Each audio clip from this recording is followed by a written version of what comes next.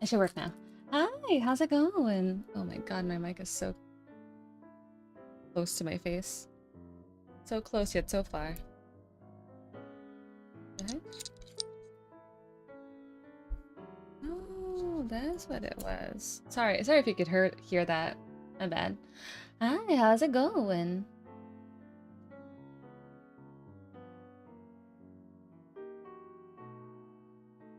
I am struggling so much with your name every single time. I know it's Elvis. Sorry, Elvis. Is it by Elvis or B Elvis? I forgot what it was. I think it's B Elvis. Hi, how's it going? I'll get it right eventually. V. Gotcha. You know what? I'm gonna add a note to your name. 1 second. How do I do it? Nickname.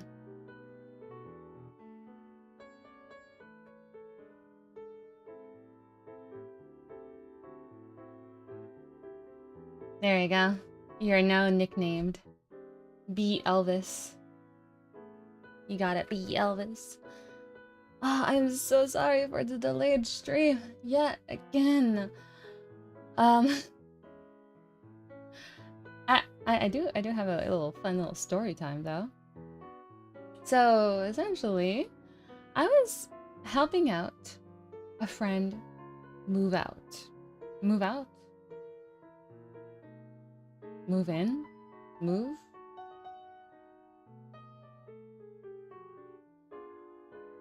I think move is the better way to put it, but it just feels weird. I was helping a friend move. Like, in what ways, you know? But essentially they were moving from one location to the other, right? And they needed help for it. And I kind of became a little bit of the the moving manager for them. And I've been helping them like find the resources that they need, the internet plans and whatnot, blah blah blah blah blah. And every single time there's there's been like a little bit of a hiccup here and there at every step. And I think the biggest hiccup as of late, particularly what caused me to be a little bit late today, was that my friend needed to return some material to a company as they no longer needed their services. And they forgot to put all of the materials in it. So they needed assistance. They needed my help to figure out what to do in moments like that. So I was like looking it up and whatnot.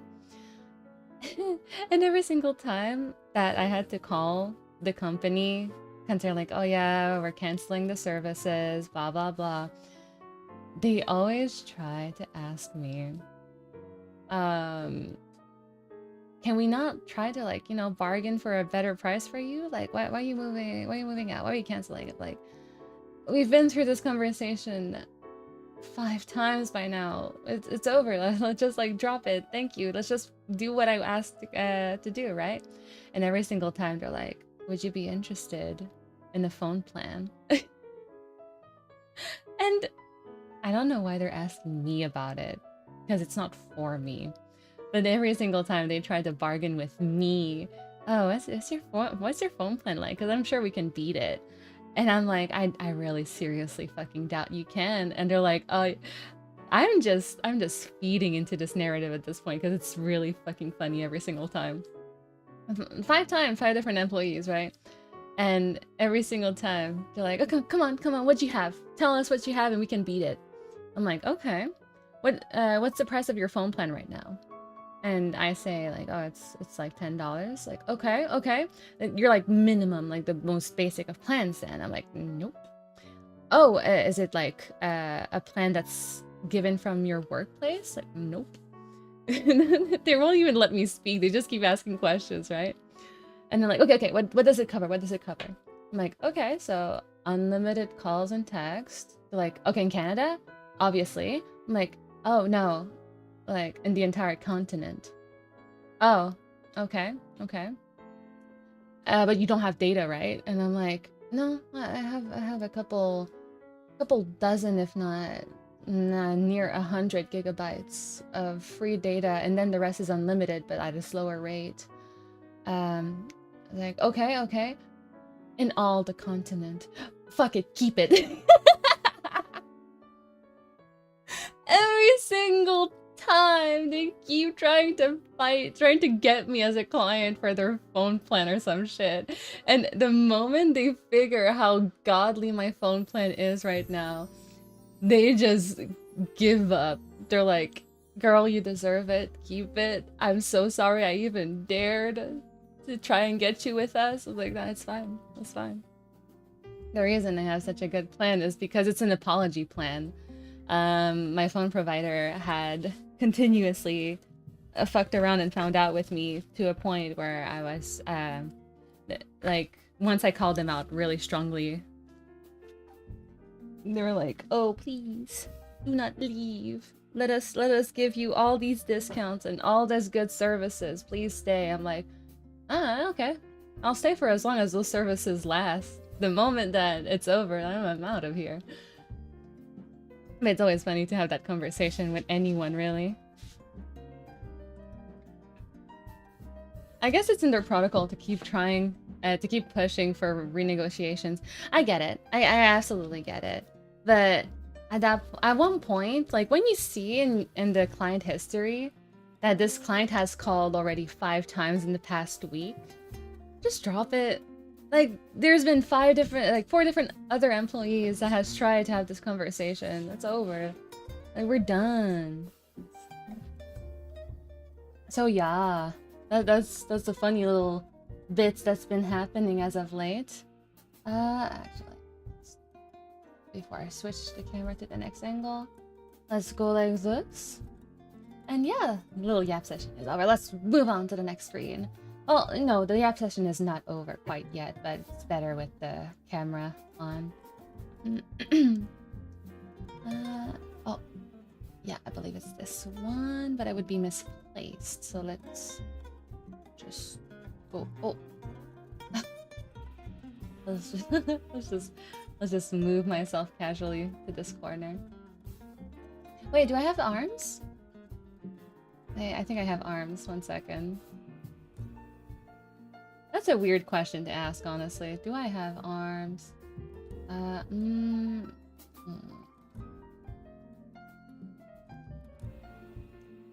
Maybe something like this, and the arms can be a little bit smaller, maybe?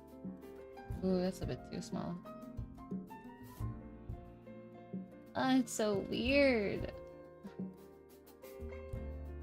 And then I move this like that.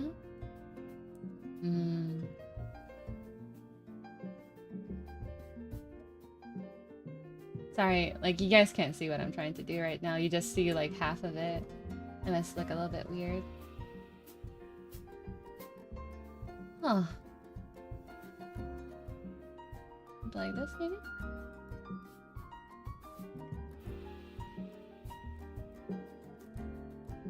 I guess this is the best we're gonna have. Okay, arms come in. But yeah. Okay, I'll put the chat over here.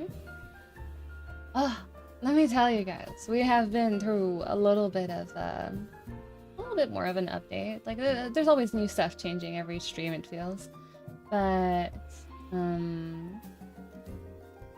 I have been struggling increasingly more with pain in my arm and shoulder area. Like, it became like I was almost desperate.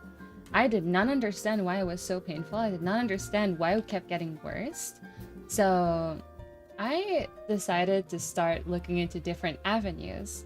And I tried an avenue that I heard about a lot, but I never felt brave enough to try. And we're talking about shoulder and back brace.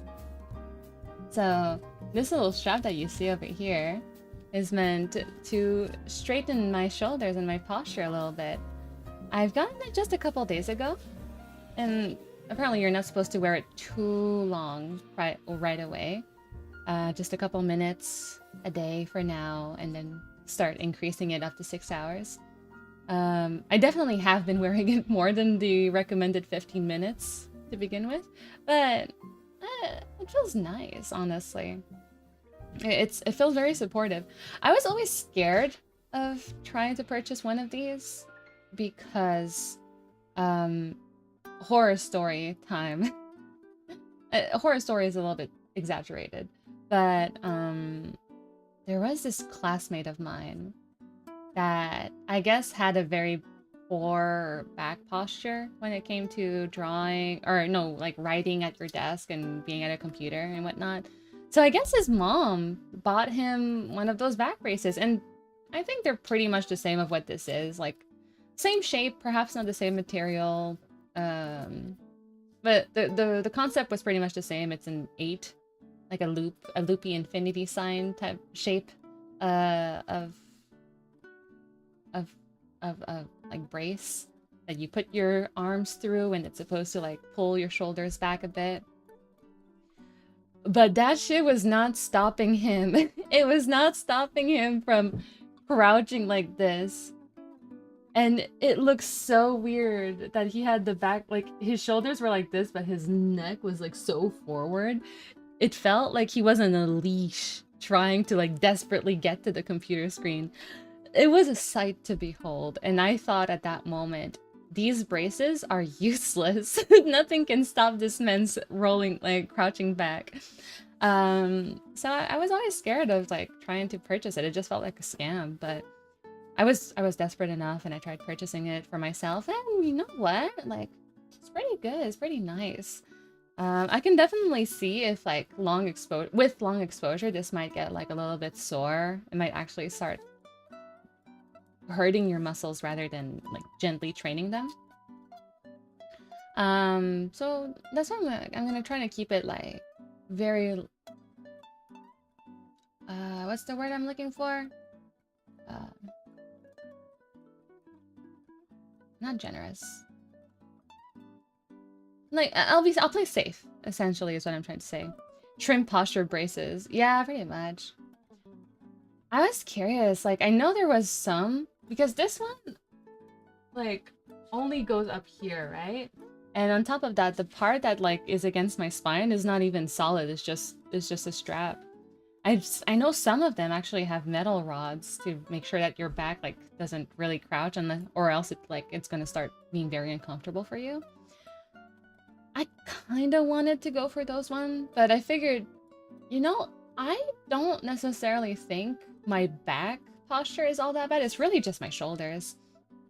So I decided, yeah, like it feels like a little bit unnecessary. On top of that, when I'm drawing on the iPad, things change a little bit since. But when I used to draw on the iPad on this chair, like you've seen me do all this time, ouch, sorry, I would be postured more or less like this, right? And I would have to round my lower back, like mid to lower section. I would have to have it rounded to comfortably be able to draw. So I figured getting a back brace that has a metal rod that like forces you to keep it straight might be way more comfortable, unnecessarily so. So I decided, you know what, we're just gonna get the bare minimum shoulder brace, whatnot. Ooh, another thing I got. Oh, you know, I was really desperate for this one. I got one of these like therapy bands, like with a little bit of resistance. So hopefully in this stream, when we take breaks, you'll see me do a little bit of stretches for my arms, my arms, my shoulders, my back. So we're taking some desperate measures. Another way to know that I'm very desperate is for me to keep my Salon Pass box. I don't know if you guys know what this is. Essentially it's like patches that help with muscle pain. Is it just muscle pain? Temporarily relieves aches and pains of muscles and joints associated with arthritis, backache, strains, sprains, bruises, and stiff shoulders. Essentially. I remember seeing this in Japan, and it was such a lifesaver. And it was super cheap, too. I don't remember how cheap we're talking about, unfortunately. But this is a 60 pack, and I think it cost me like $8. In Japan, it was probably $4 for this much. It was so accessible. And I'm happy that it's starting to get cheaper as well.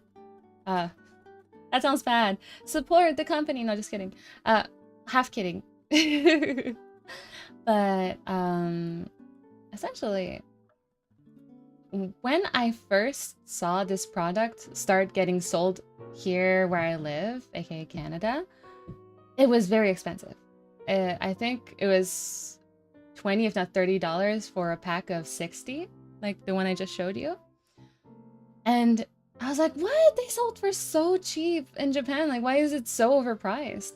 But now it's not like maybe like twice the price instead of like 5 times the price.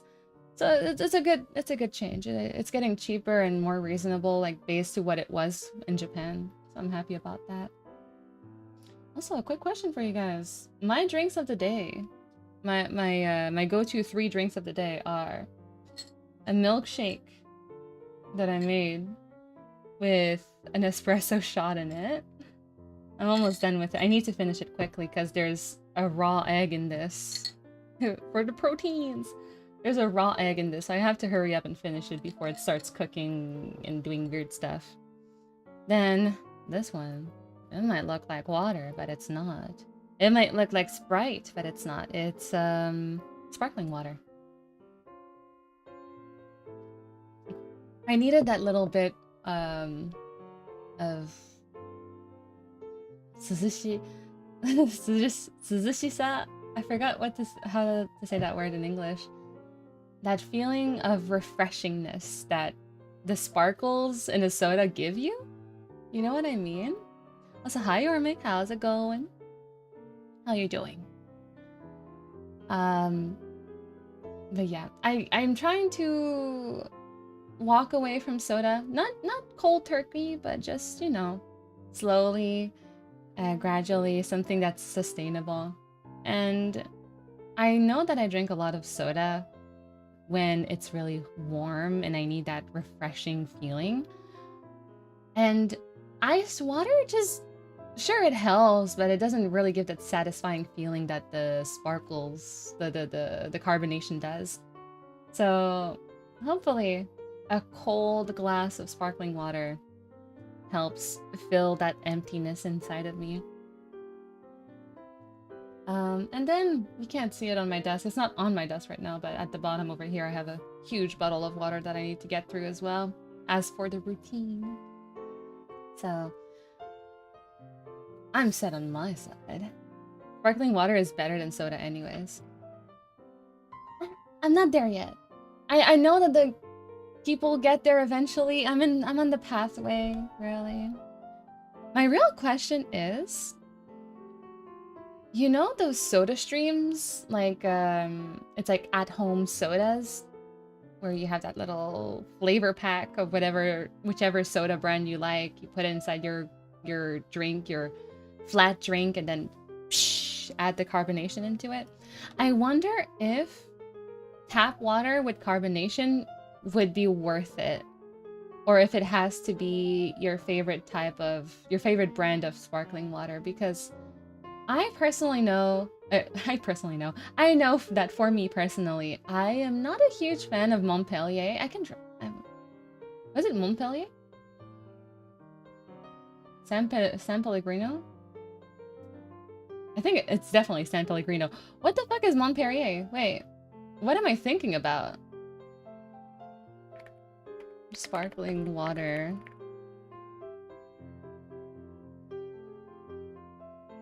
There's San Pellegrino. Okay.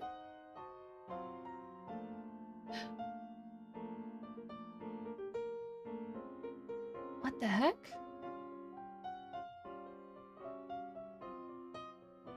San Pellegrino. I guess I was just like accidentally mixing two of them together. Okay, so I've heard of Liquid Death. I've never seen it in Canada personally. I've seen it in the US. That it's such a scary ass name for it too. Oh yeah, back to what I was trying to say, right? For me, I think the two main brands are mostly San Pellegrino and Perrier. San Pellegrino, I'm not really a huge fan of it. It's a little bit too metally, like metal tasty for me. Perrier is my go-to. I need to remember that because I keep forgetting it too. Until I go to the store, I'm like, which one was it? And I get it 50-50. I don't trust it. Oh man, I know, right? Like it's such a scary attempt. It's such a scary thing to test out. I guess the best I could try is like go with Amazon because like they do have a 30-day refund or 30-day not refund 30-day return policy, so like I could get one, test it out, and if I don't like it, just like return it and we'd be good. I feel like that's definitely abusing the system though. But yeah, definitely like I know I'm not gonna be able to live a lifetime just abstaining from sodas altogether. So if getting sparkling water helps me abstain from the sugary ones and the more unhealthy ones, then I might look into it eventually. The flavored syrups you can get for SodaStream taste nothing like what they say. Yeah. That's why I'm saying like I'm not interested in getting the SodaStream for the flavors.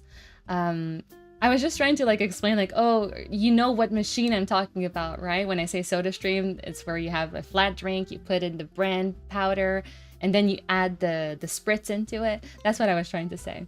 But what I'm saying is that in an effort to quit on the sugary sodas, I try to drink the occasional sparkling water, right? But it gets expensive, right? Like, it's not like I can go on sparkling water 24/7. So I was considering if I'm able to really attach myself to sparkling water, would it be a good investment to get a SodaStream where it's just a carbonation and tap water? But I'm not sure what the taste of that would be. Because another thing is, like, I don't know if you guys can agree with me on that one. It's a little bit disgusting, just saying. Even with Perrier water or San Pellegrino, when the sparkles go away, low-key tastes like spit. It's like, and it's not like the nice type of spit either. Like there's something wrong about it, and it's just like a Coke that went flat. I could drink it. It wouldn't be super fun, but I can still like drink it. I think 7-Up as well. Sprite, right? I think those are the main ones that I'll drink. Fanta, I can see myself drinking it if it didn't have the spritz. Like it's still at the end of the day like a drink with flavor, but just without the sparkles. But sparkling water without the sparkles just doesn't taste like water.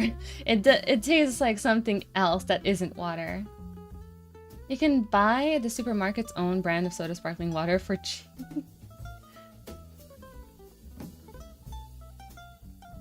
Oh, the supermarket's own brand sparkling water for really cheap. Oh yeah. You mean like the no-name brand, right? I think in Canada we have like President's Choice. I don't think I've ever tried it. Maybe I should try it. Let's see. I'm trying to see if I yapped it all out for now. So before I go back to work. Ooh, I can feel my computer breathing on my toes. Yes, the dogs are out. Oh my god. Because my computer tower is admittedly under my desk. Oh, I can feel the hot air just breathing down there. I don't have any AC on at the moment, so for mic clarity's sake. But I'm definitely gonna have to turn it on once the afternoon sun starts hitting hard.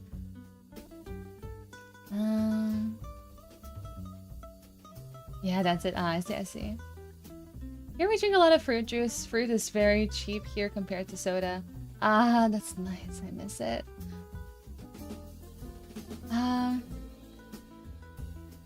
would say I do love myself some like tropical fruit nectars and juices. And I could go on drinking that all day, every day. But due to my routine, I'm not allowed. Or it's not that I'm not allowed. Sorry. Let me back up a little bit. It's okay for me to drink them, but I also need to prioritize drinking a specific amount of water every day. And the more diluted the drink is, the better. Because apparently, like, the more stuff you add into it, the more it doesn't count as actual water. Same thing with coffee, right? Because coffee is a diuretic type of drink. If you don't know what diuretic means, it just means that it makes you want to pee faster. And my goal is to keep the water inside and not out. So stuff like coffee and sodas are not necessarily... Like, sure, I'm drinking a certain amount of liquid, but because I'm gonna pee it out faster, alongside the rest of the water I have inside of me, it's kind of like one step forward, two step back. So, when it comes to drinks, or not drinks, when it comes to fruits, or fruit punches, fruit drinks, nectars and whatnot, I don't think they're a two-step back type of thing. But it's kind of taking in a half step, even though you're drinking enough for a full step.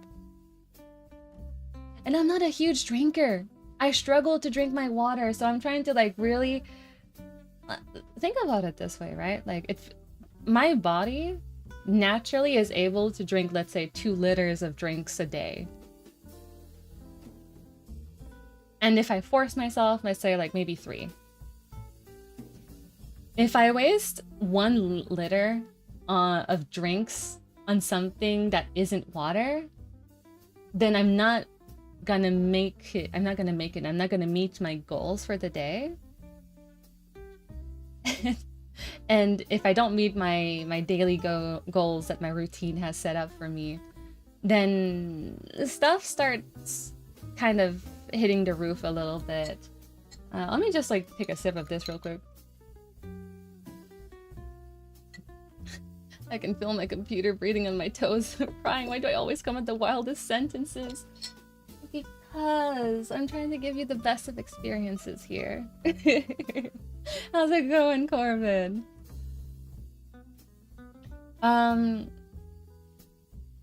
Yeah. It's like saying, you know, when like you see your own body and you're like, oh yeah, let's say I have... How do you measure energy? I'm just gonna give out numbers, right? Like, you just know for a fact that in one day you have about 100% energy to give out. Playing video games takes out 30% of energy, and you need 80% of energy to get through all your tasks, all your chores, all your studies. And it's like, sure, maybe you can give it 120 if you really have to, but sometimes you won't be able to give 120. And so you have to make sure that you get all the most important tasks out there before you choose to engross? Not engross. Engross is not the right word, is it?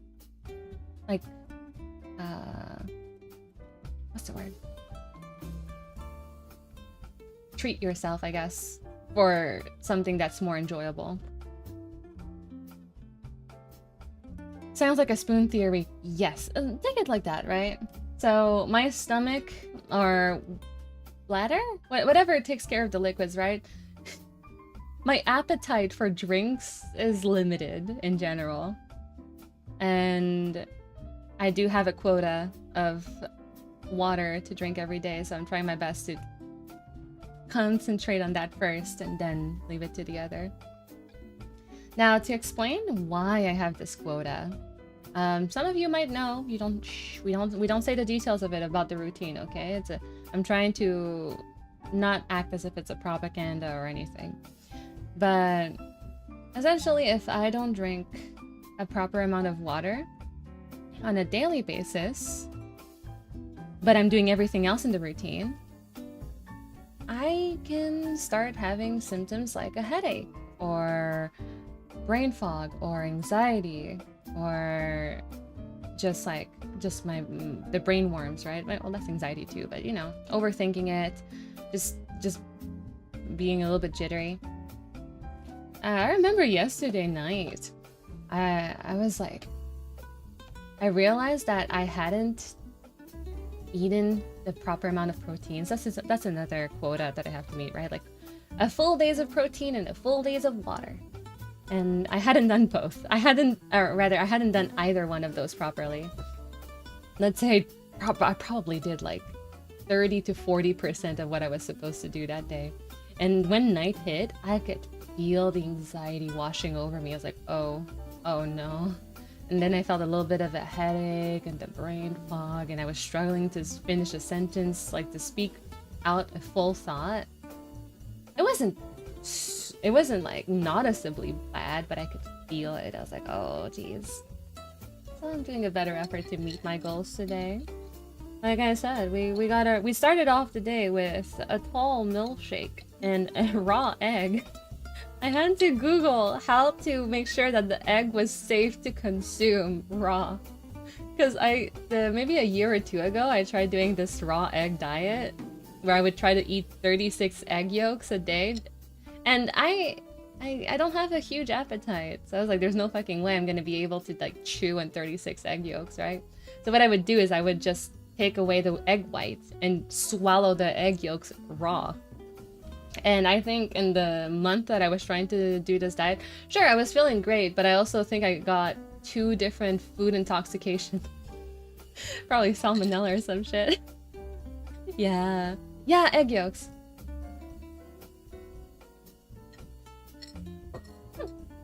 Sorry. Just curious, are you a more athletic kind of person or more sedentary? Definitely sedentary. I tried being more athletic, but I'm kind of in my sedentary lifestyle at the moment. It's hard for me to go back to my more active life. I spoke about it a couple months ago. But you're new here, you don't know. I'm sorry. I kind of got a little bit traumatized by the gym.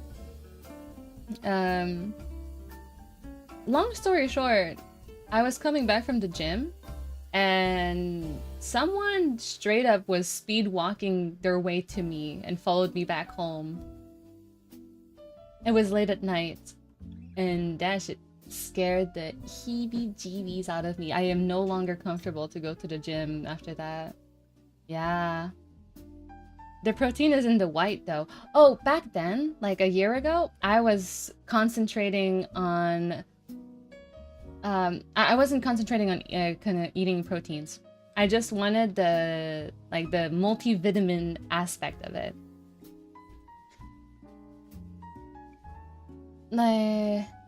But also, it's not like I was refusing to eat the egg whites. It's more so like to make sure that I'm able to consume 36 eggs within a day, because you pretty much meet your daily nutritional requirements with 36 eggs. We're talking about like vitamins, minerals. Well, there's surely like some exception, right? But most of it with 36 eggs. And whatever extra protein I wanted, I could choose however I wanted to eat those eggs. So sometimes I would just put the full egg, scramble it, you know, eat that.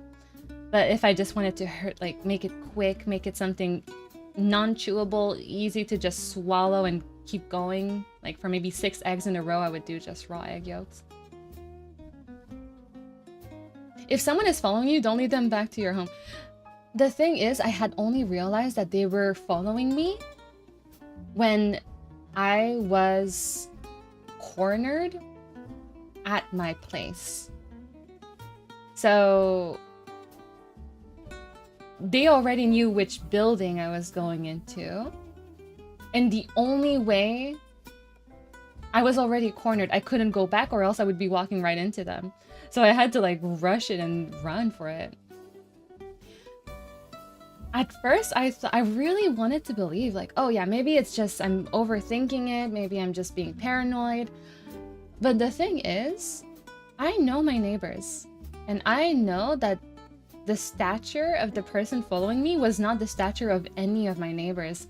And so tell me why did this person at 3 a.m. followed me at the back of the building and went into our garden? Like, that doesn't make sense. They are not part. There's no way that there's someone from the building, and like they were speed walking it too. It's not like they were casually walking or trying to look around and fake it. No, they were like beelining it towards me. And they were dressed inappropriately for the weather. So it was, I think it was like last fall. And sure, it was cold-ish. It was like on the colder side of things. But it wasn't cold enough for you to be dressed as if you were going into a snowstorm. This person looked like they were packed. Like they were like a thin stature, right? But they were like, look at my arm, right? Imagine I was wearing a jacket that was as thick as my hand. That's like how big, like, the Michelin men levels of like, you're way overdressed. Why are you dressed like that? His face was covered. Like, you could only see his eyes. Like, he was covering his face with a mask. And not a COVID mask. It was like a winter mask, right? For windstopper. He had a winter hat or cap or whatever. You were dressed like you were trying to hide any recognizable features from any cameras. That's what it looked like. And that's why it creeped me even more, because he was speed lining it. Someone that I don't know, that I do not recognize, that should not be walking. Like, it's weird that they're walking at 3 a.m. into our apartment building. He doesn't look like any of our neighbors either. Not dressed for the occasion, not dressed for the weather. I'm overthinking it at this point, I feel like. But it was just too many this is weird type of aspects to the situation. So yeah. Oh my god, I've been yapping for almost 45 minutes. Yolk is very nutritious. Yeah, exactly. The only problem is that yolks are small. Right. So I tried to look it up, and apparently there was this bodybuilder that what he would do is eat nothing but raw egg yolks, 36 a day. And I was like, you know, I should give that a try. But unfortunately, that was like in the early 1900s, I think. Before going to the gym was even a fad. And on top of that, probably it was probably a lot healthier. I don't know how to explain this.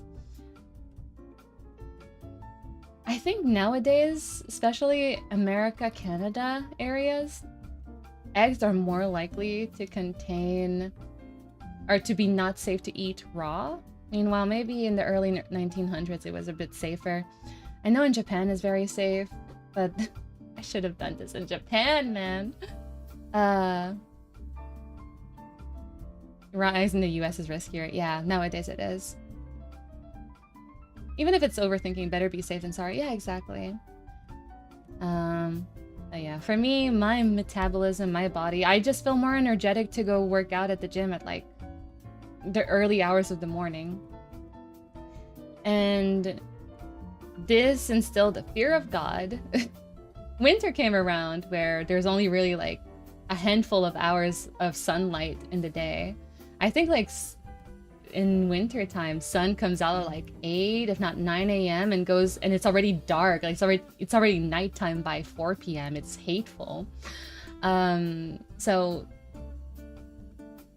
the daytime hours was when I was asleep. Because mind you, I have been struggling with my sleep schedule a lot the past year, the past 2, 3, 4 years. And I'm fixing it at last. I'm trying my best. You guys, the stream, trying to be consistent with it does help a lot with it. But yeah, back then, like the fear it instilled in me deterred me from wanting to go during nighttime or when it was dark. Then the bright hours was when I was asleep, so I couldn't go to the gym either. And by the time that things started calming down, spring came around, days got longer, blah blah blah, I'm just not really into wanting to be fit like that anymore. Or I think there's a better way to put it. I have a lot of other stuff that I want to prioritize in my life first before I can think to add on to my plate working out or going to the gym again. So for example, I think my sleep schedule needs to get fixed first properly. And it's not just, oh, I just fixed it, let's go to the gym now. It's more so I fixed it and it has been consistently fixed for a certain amount of time, right? Like if I can have it fixed for about a month or two, then I'm like, okay, let's try adding more to my plate then. Another thing is diet, right? Because if you want to work out, you can't just do it half-assedly. Well, you could, but it's not great to do it without taking a proper diet alongside it. And I have been struggling to eat according to my routine, right? To eat a proper amount of proteins to begin with. So if I am already struggling with that, I should probably not add on to it further. So first, let's fix my current issues, my current areas that need fixing. And once that gets fixed, then look into working out again at the gym. Don't let that discourage you from doing some exercises though. We artists have to because we're sitting for so long. Yeah, what I'm thinking of doing is doing stretches, but you saw it earlier, right? Oh, right, it's right over here actually. Like the therapy band to do some therapy exercises, like core strengthening? No, that's not core strengthening. Like back shoulder area strengthening. Working on the ergonomics of my workplace. And the little bits I can do, you know? There's always going to be more than I can do, but I think the most important bit is to be reasonable and able to be consistent with it. And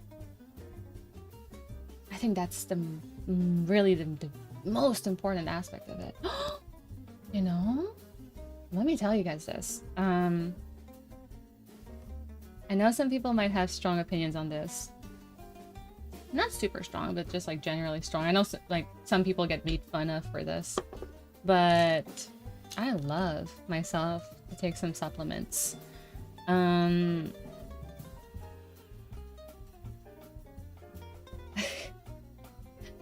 feel like that was a half lie. Because I struggle to eat properly, I am often lacking in nutrients. That's why like the egg yolk diet felt so nice, because it felt simple. It felt something that wasn't gonna push me past my comfort levels when it came to appetite. But generally speaking, I am a very picky eater, and I'm likely to be lacking on certain aspects of nutrition. So I do like to have a little bit of what's it called? Supplements, right? Fill the gaps. And I also have my own medication to take, such as my blood thinners, because if you didn't know, I'm on blood thinners for life. I got a blood clot in my leg about 1 or 2 years ago. 2 years, I think. That's a whole other story that I'm probably going to say another day. I don't really feel like saying it today, but yeah, I'm young. I know, I get it. Unfortunately, it was a little bit of medical mispractice that caused the blood clot, and I'm now on blood thinners for life, but I struggle so hard, so hard to take it every day like I'm supposed to. And most of the time I'm like, oh, I'm fine. And then I get discomfort in my leg. I'm like, wait, maybe I should have taken it. So something I got suggested was to get a pill organizer. And another advice that I got separately from that a while ago was, if you want to be consistent with a task that you struggle with, make it appealing. Make it something that makes you want to do it. So I decided to get one of this very aesthetic looking pill organizer. I don't know if you guys can see it. It has mushrooms on it. It's really nice. It's really nice. So I used it to put in my usual. Oops. I used it to put in my usual medication, the blood thinners and whatnot, but also the supplements that I need to that I should take every day. Need is not the right word, right? And I've gotten so consistent, so consistent now that I have this, because like I'm motivated, right? It's cute. Let's just take it out, fill it up in at the end of the week. Oh, it's really nice. And I've felt the difference. I've been feeling a very nice difference. Let's see. I'm trying to like think to myself how much details do I want to give about this, because I don't want to go too much information if it's too much, you know. Let's see.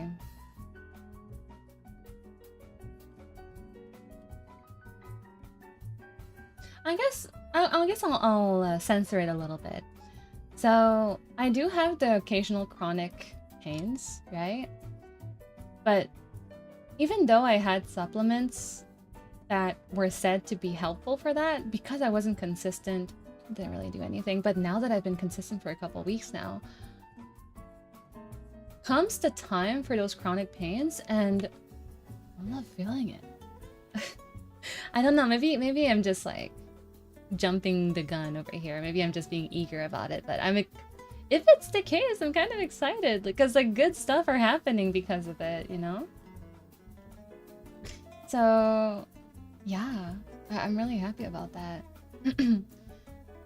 Oh yeah.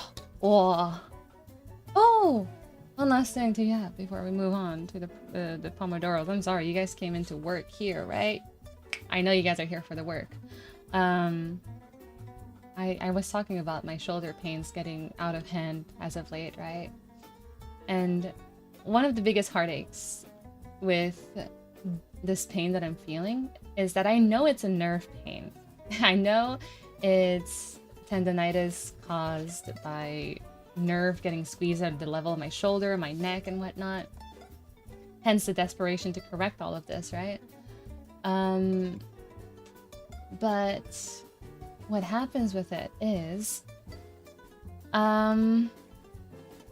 because I'm on blood thinners, you might not know this, but there's multiple types of painkillers, right? For one, there are two main ones I think are one called acetaminophen, which I think are Tylenols, and the other one is ibuprofen, which I believe it's Advils. I might be wrong with that brand. But those are like the main two ones, right? Acetaminophen is good to kind of numb the pain, if I remember well. But it doesn't really fix anything. Meanwhile, ibuprofen is, if I remember well, good for nerve pain, and it also is it helps with inflammation. Was it muscle inflammation? Like it loosens, it relaxes your muscles or disinflames it, and therefore it's no longer squeezing onto your nerves and actually is like helpful when it comes to tendonitis. But because I'm on blood thinners, I am not allowed to take the one for the nerve pain. I can only take the one that makes me feel like I don't have pain anymore, but it's not actually helping. It's just you know, you can already see where this is going, right? Like if you just try to cover your ears, it doesn't mean that the issue is gone. It just means that you're ignoring the issue and you can just keep on doing the thing that makes it worse. So I don't like the idea of taking Tylenol or acetaminophen. But you know, when the pain is too much, like I gotta. But yeah, that's why like I really need to find a way to make sure that I fix the issue at a core by myself through exercises, physiotherapy, ergonomics of the desk place and whatnot. So, like I said at the beginning of the stream, I got some shoulder straps to straighten my posture. Once I start working, I'm probably going to take it off because I probably shouldn't be trying to draw with this on. I already took it. I've been having this for what, almost an hour, and I was supposed to keep it for only 15 minutes.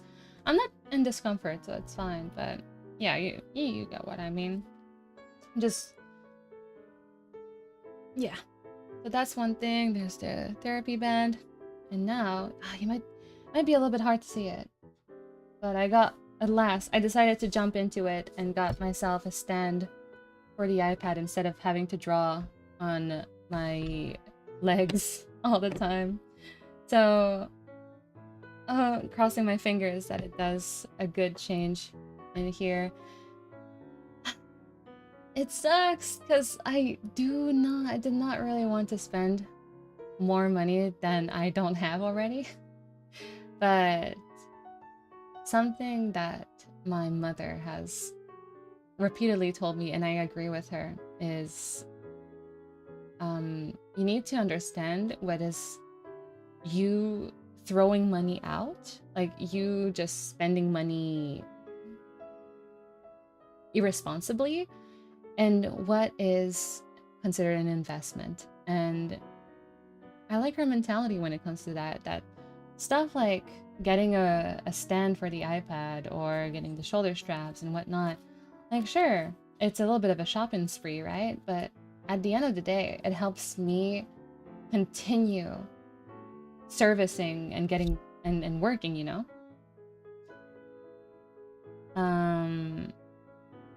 And I think this one is a little bit too literal and easy to understand the good benefits of it. But another one can be something as simple as getting a little decoration for your desk. Because now, of course, it depends on how tight you are financially, right? But if it is said that having a desk that feels good to you, a workplace that inspires you, it helps you be more productive. And in its own way, it is like you shouldn't feel bad for making little purchases like this, because at the end of the day, it is something that helps you. And I will consider that a little bit of an investment as well. But of course, like if you're really like tight on funds and right now, like, you know, use your common sense with that. But yeah, I guess I wanted to share a little bit of my mom's philosophy when it comes to useless spending versus something that is actually useful and considered an investment. Your money should be spent relative to your priority, and health's got to be the #1, right? Sometimes it's hard. Sometimes it's like, but it's just for a couple more days, right? I can hold it back. I can hold it. I can power through it. But yeah, it gets complicated. Ooh, better hurry up with this. Okay, so let's get it started, shall we? A full hour into the stream and we're finally getting started. But thank you for accompanying me during this little bit of a yap session. I will now proceed to respond, to type, to clicky-clacky out into responding emails and whatnot. And then I'm going to move towards drawing and planning and whatnot. Also, why is my screen like continuously lowering itself?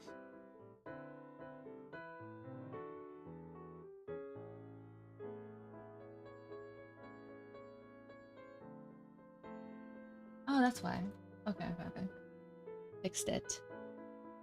Ooh, make sure to start the Pomodoro. Thank you for the reminder, Tomato. I love that your name is Tomato, and you're reminding me of a to use the Pomodoro. It just perfect. Also, did you guys know that Pomodoro is actually the word for tomato in Italian?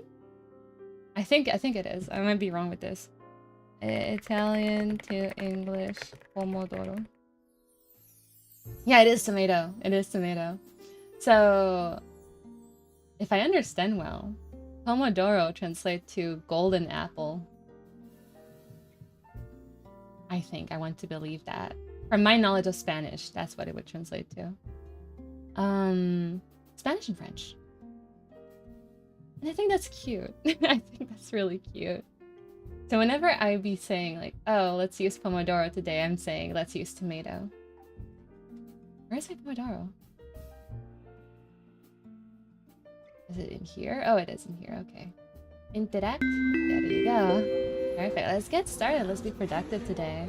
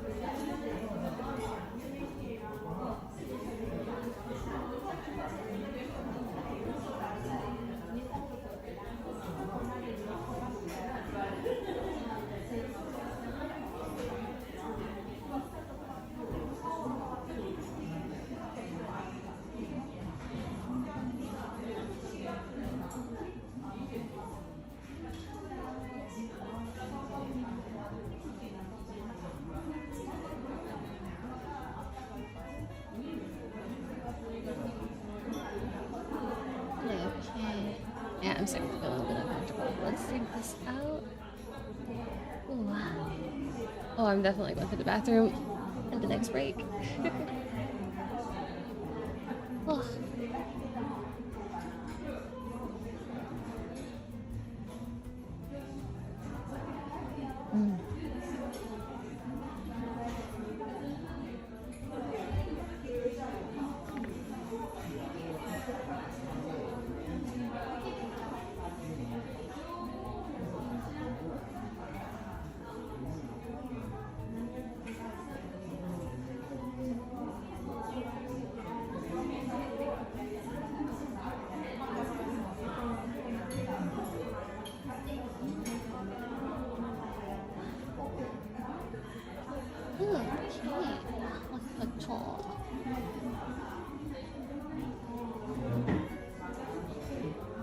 You know, fun fact. Fun fact? Fun quip? Fun little, you know. I'm tired of trying to find my words. Yesterday, I started trying to record B-roll. Now, I'm not sure for what type of content the B-roll is going to be used as. But who knows, or like a Q&A or like a little bit of like any type of long form video in which I just want to kind of ramble about and whatnot. Hopefully, oh, there you go. Hopefully that B-roll will be useful to just have in the back.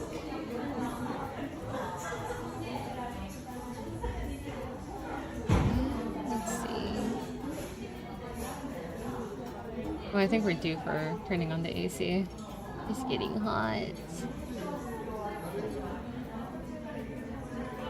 Yeah, let's turn on the AC.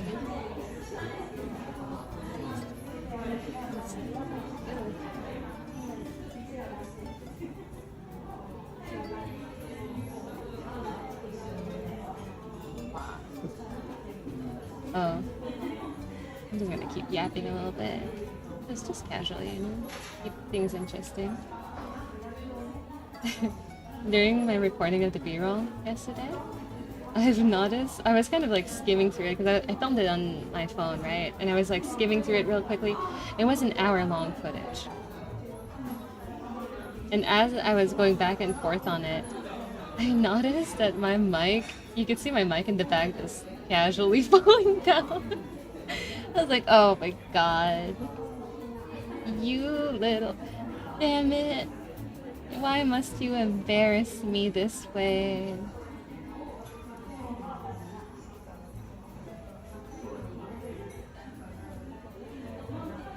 I didn't realize that my not camera, my mic was just continuously just forever falling the way that it was. But hopefully, you guys are never gonna see the light of the day of the full footage. You're never gonna notice my mic just falling as it goes down. Because usually B-roll is like for what? A couple seconds max? Not even like 10 seconds. But you guys are never gonna see it. A little fucker just going down? Nah, you're not gonna notice it. It's like the Earth spinning. You don't see it spin. You don't see the sun go down unless it's like very close to the horizon.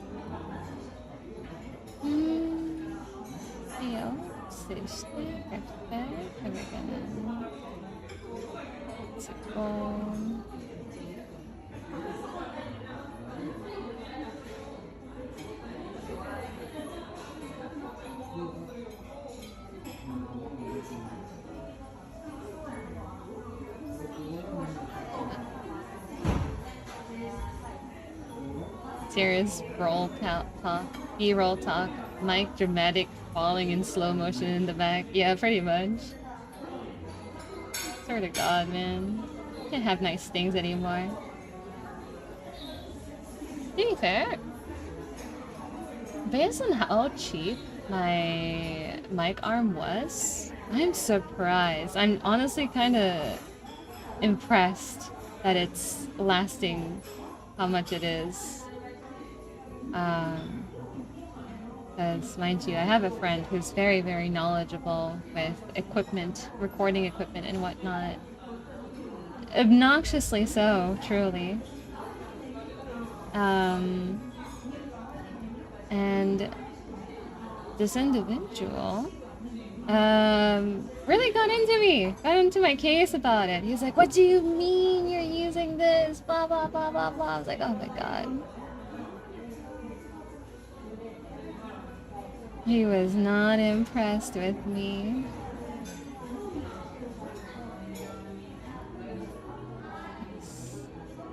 That's way too much.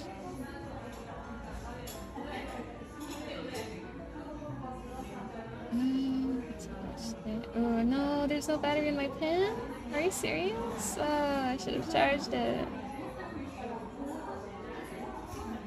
Fun fact, that same friend who's very knowledgeable in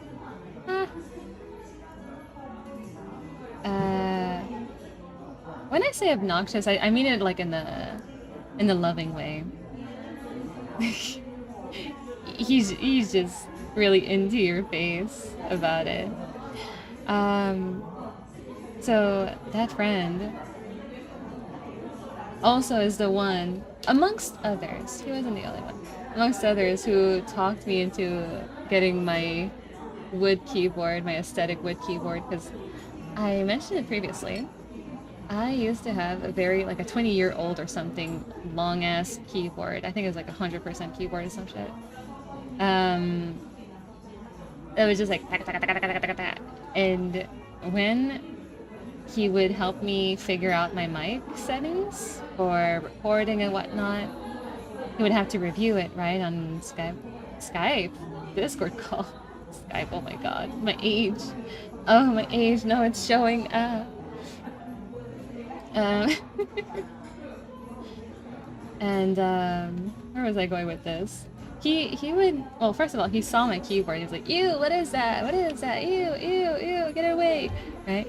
And then he heard me type on it without no noise cancellation, and all hell broke loose. He's like, what do you mean? Ew, ew, get it away, ew. I was like, oh my god.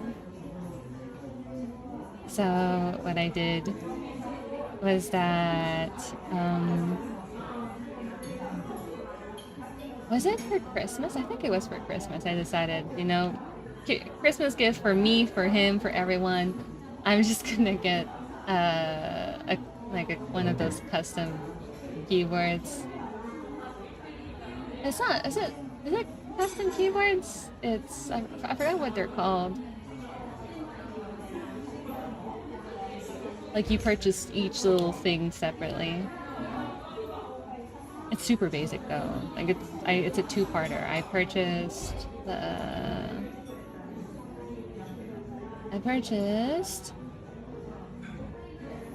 the whole keyboard set and then just replaced the keys on top of it. But whatever is the whatchamacallit that makes it nice to type on, or like clicky clacky or talky or whatever, I didn't touch that. If I do this, I can do this as well. Perfect.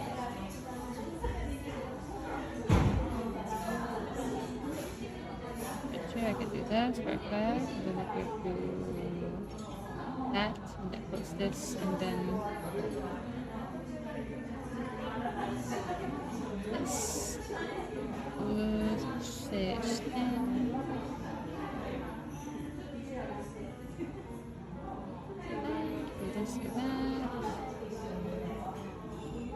That's too much.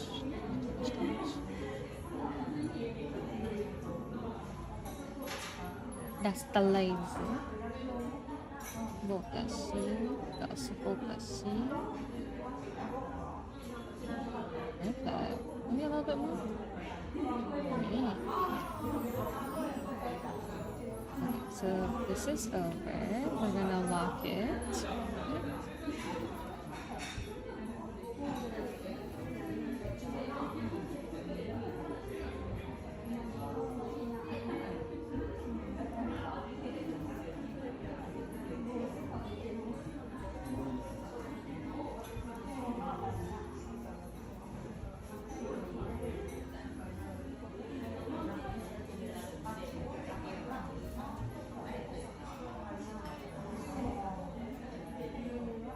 These two we can also make red and mark it.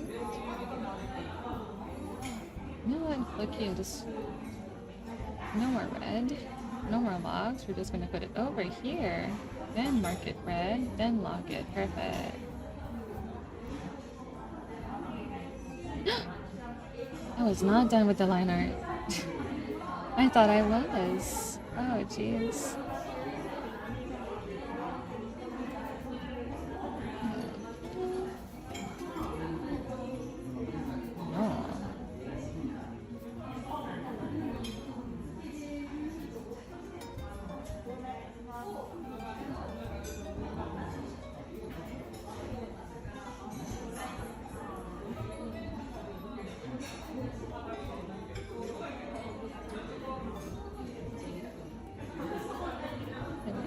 This up.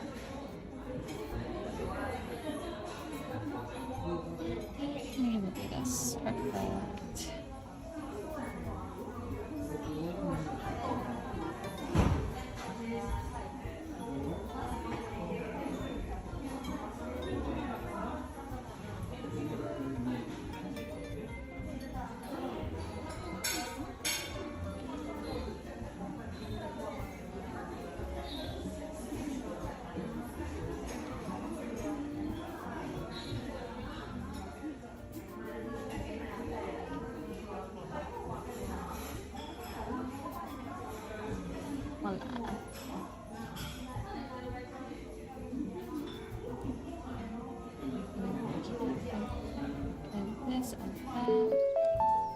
Break time.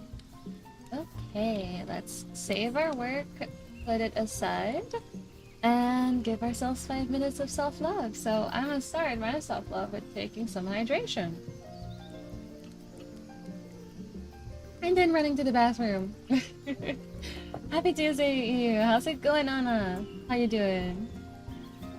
I'm sorry, it's break time, and I did say earlier I was gonna run to the bathroom at break time, so I'm gonna go in the break screen. I'm sorry, I know you just came in, but I need the bathroom. I'm drinking so much liquids today. Ah. Okay, I'll be back, and let's continue our talk. Wow.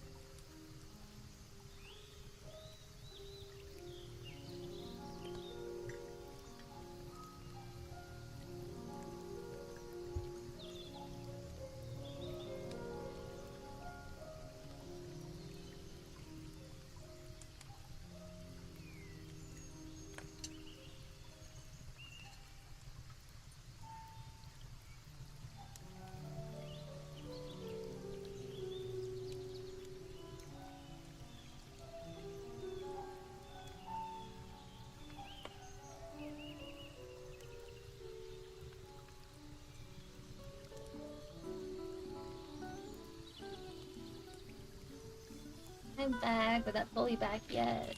Just stretching.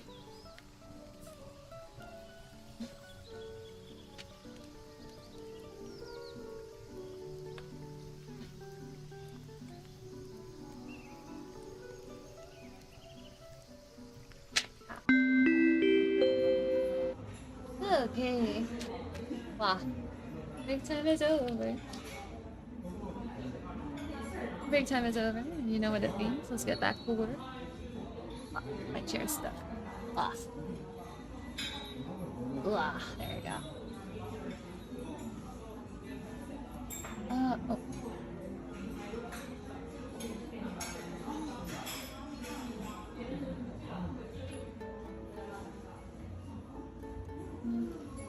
Yeah.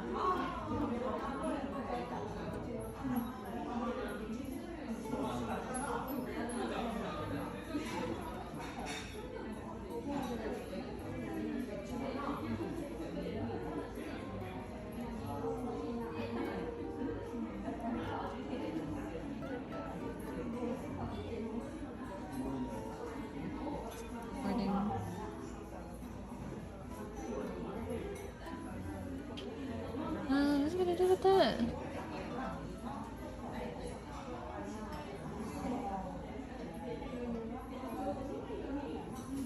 Right.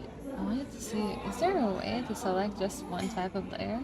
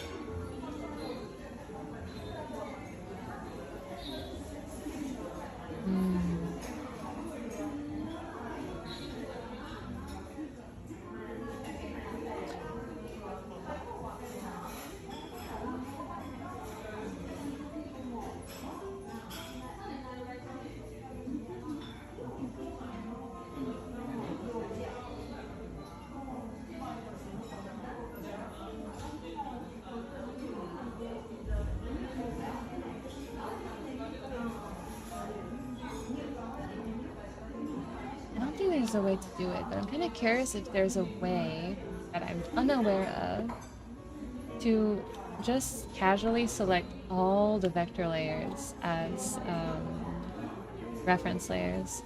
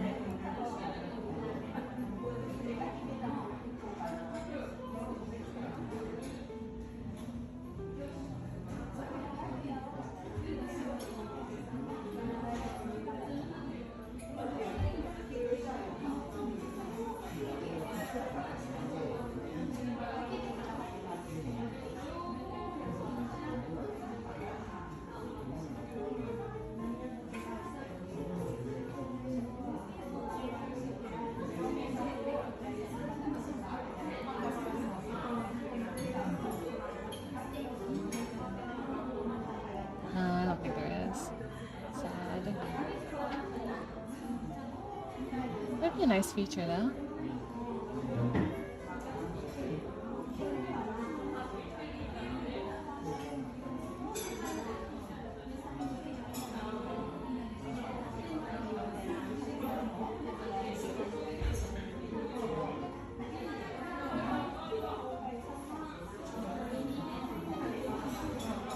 Oh.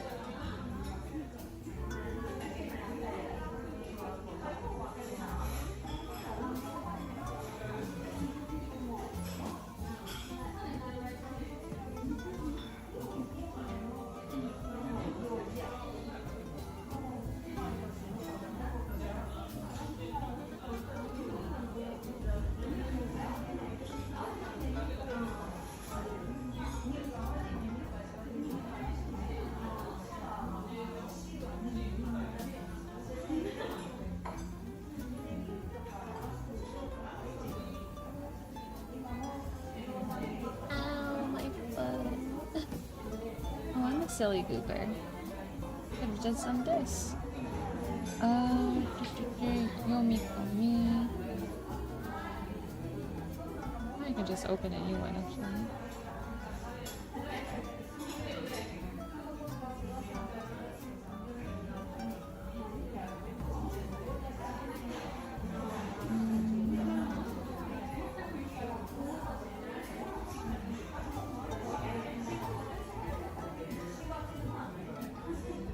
Oh shoot, I said I was gonna, or I told myself I would change to Devin for this Pomodoro. Hula.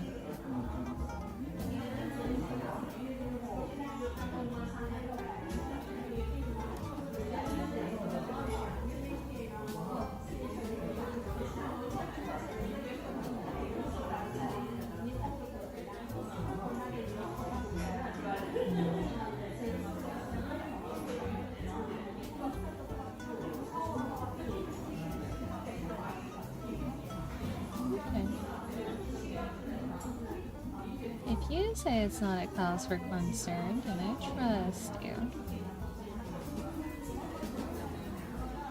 I don't truly, but shh.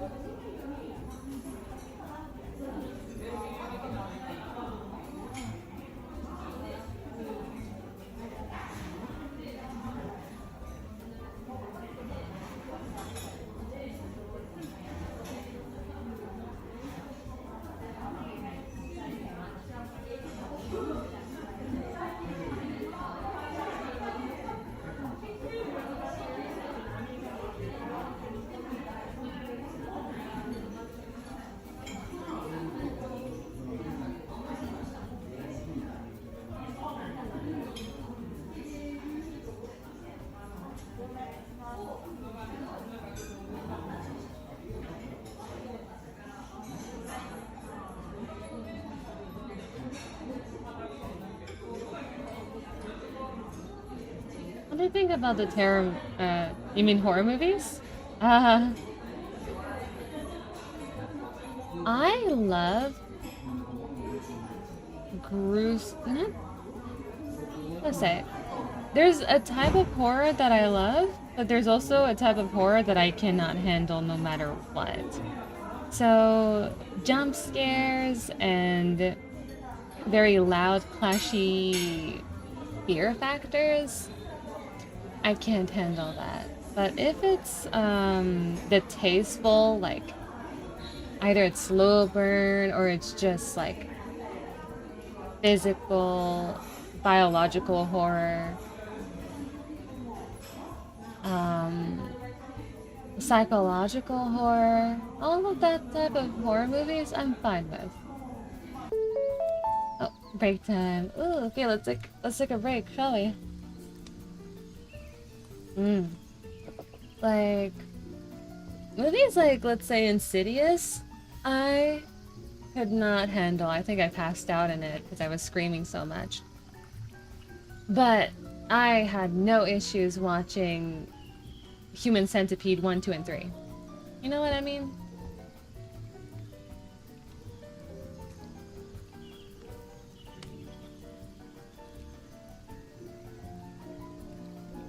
I have no idea what you mean. You are speaking gibberish to me right now. Ah.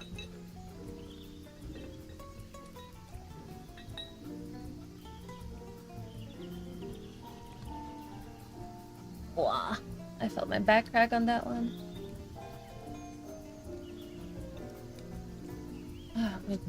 Let's try and do some stretches a little bit.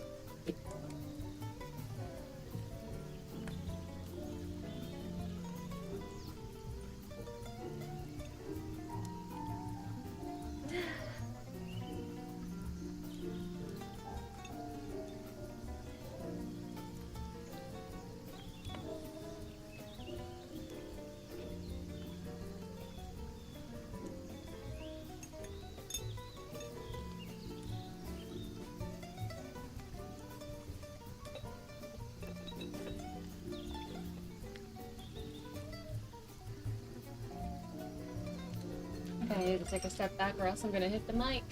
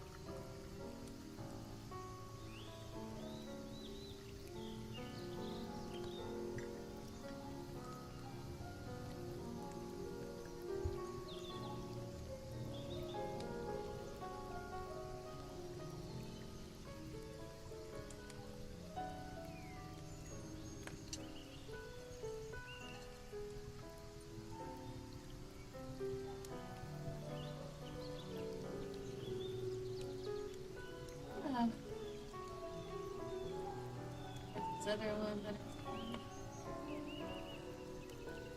like.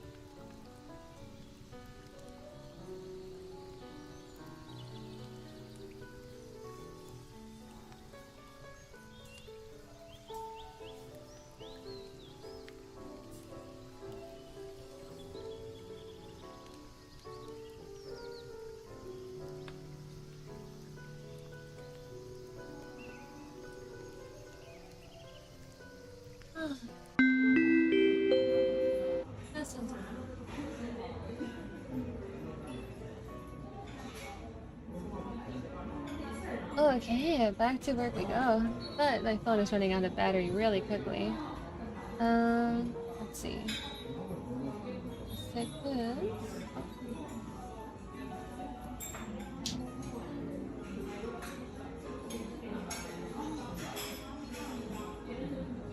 Ah, didn't mean to do that.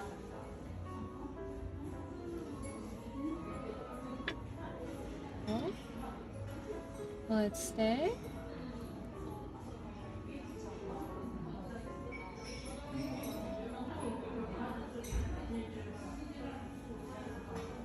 I guess it will.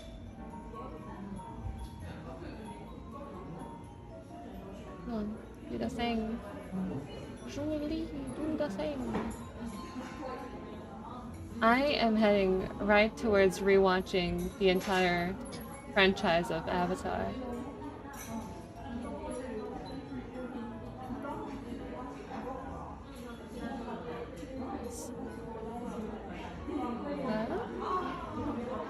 No? I'm struggling.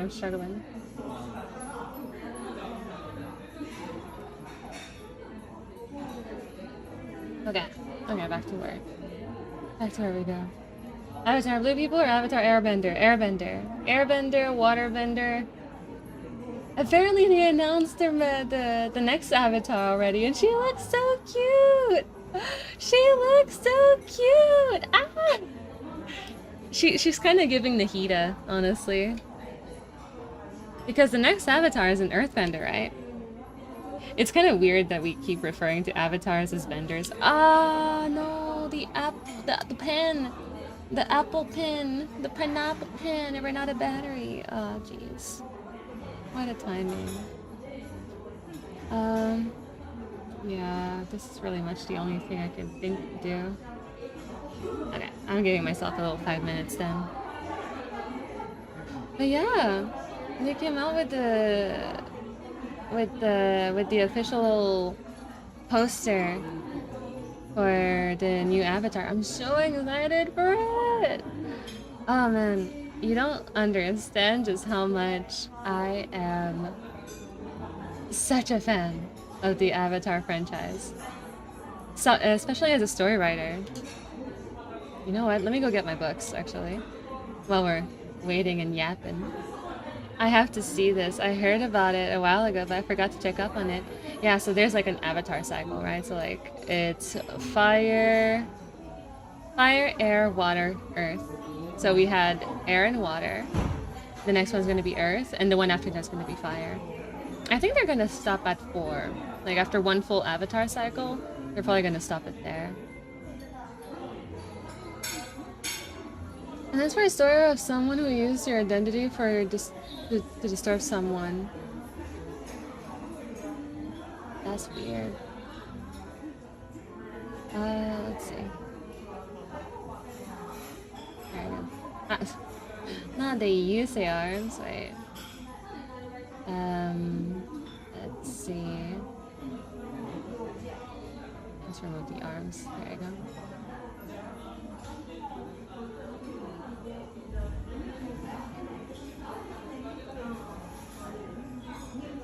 Where we found probably some reference in the Night of the Comet movie. I have no idea what that movie is.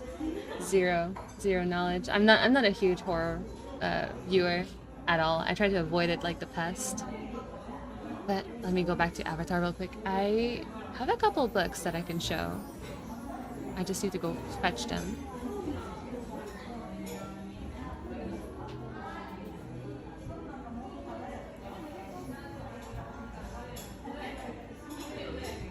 What is this? So, I got these 3 books over here, these 3 goodies. Oh, I thought these were the same book for a second, holy shit. I have these 3 books. These books are books on story writing. They teach you, or they discuss rather. It's not really teaching, but they discuss different tropes, and they kind of give examples as to franchises, series, books, movies that did the trope right and used it as an actual tool for the means and purposes of their story versus stories that didn't necessarily do it all that great. Also, let me bring this mic a little bit closer to my face. Thank you very much. So yeah, and this author, his name is Timothy Hickson, will not stop jumping on Avatar franchise's dick because of how good the story writing in it is. If Tim Hickson, hello future me, ever sees me saying this commentary, I'm sorry for my crude language. I love the work that you do. You are amazing. Because Timothy Hickson, is actually a YouTuber. He made quite a lot of videos on YouTube.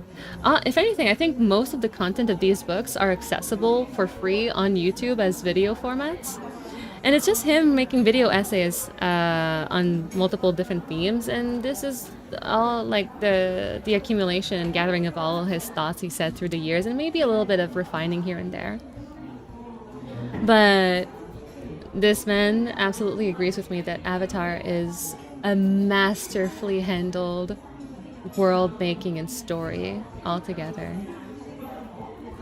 Unfortunately, I never really got the time, or found the time rather, to properly read through all 3 of the books. This is like my most immediate to read books, honestly. But I have read quite a bit in the first book. As you can see, there's a lot of notes, and I take a lot of notes from what he's saying. He has really good information in here. I had to stop because I ran out of little, I forgot what they're called, the little stickers. I ran out of one specific color, pink in this case. This is the first time I tried actually actively putting notes into a book that I was reading, right? And I came to the realization that they don't sell those little stickers by individual color. I thought like, oh, maybe I can just like purchase like a bulk of the pink ones, because like I have it color coded. The pink is important to know, then green is by the ways, the blue is like self-application notes, and the orange one is more so like notes concerning my own stories and lores. So like the pink is important to know. It's a lot of stuff, right?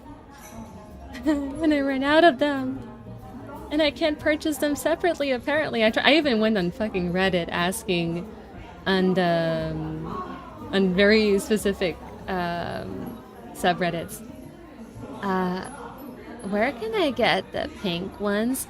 And instead of getting a proper answer, like a lot of the answers were like, you just can't, you need to buy the full color set, and you're just gonna end up with way too many of the other colors. That's the, like, it's just give up on it. I was like, oh shit. But otherwise, someone clocked me from being Canadian. The comment was something along the lines of, by the fact that you can't seem to choose whether you want to pronounce or whether you want to spell words with OU or just O, I think you're Canadian. You're probably Canadian. So here's the information that best matches your country. So it was not on purpose. I would like to believe I'm very good with writing English in the proper British way when it comes to words like color, behavior, blah, blah, blah. But I guess I just typoed once or twice the word color Like C-O-L-O-R instead of C-O-L-O-U-R. And this person clocked me for it. And oh. I hated that. I hated that so much. The fact he's like, oh, because you seem confused, you're probably Canadian. Like, oh my god. Which, also, explain Gmail. Oh? But also, hello, Ao. I see that you are new on my YouTube channel. Welcome. Oh, you. Always oh, you. Yes, exactly. In here, we say Zed. In here, we say color with a U, behavior with a U. What's another word? I can't think of anything on the top of my head. I didn't even know there was a difference there. It's color and color? Yeah, so C-O-L-O-R is the American spelling, and C-O-L-O-U-R is the Canadian/British spelling. I don't know about Australian. Probably Australians as well, and any other British colony. Correct answer. Subscribe. Yay! I have no idea what I said. But right? But yeah.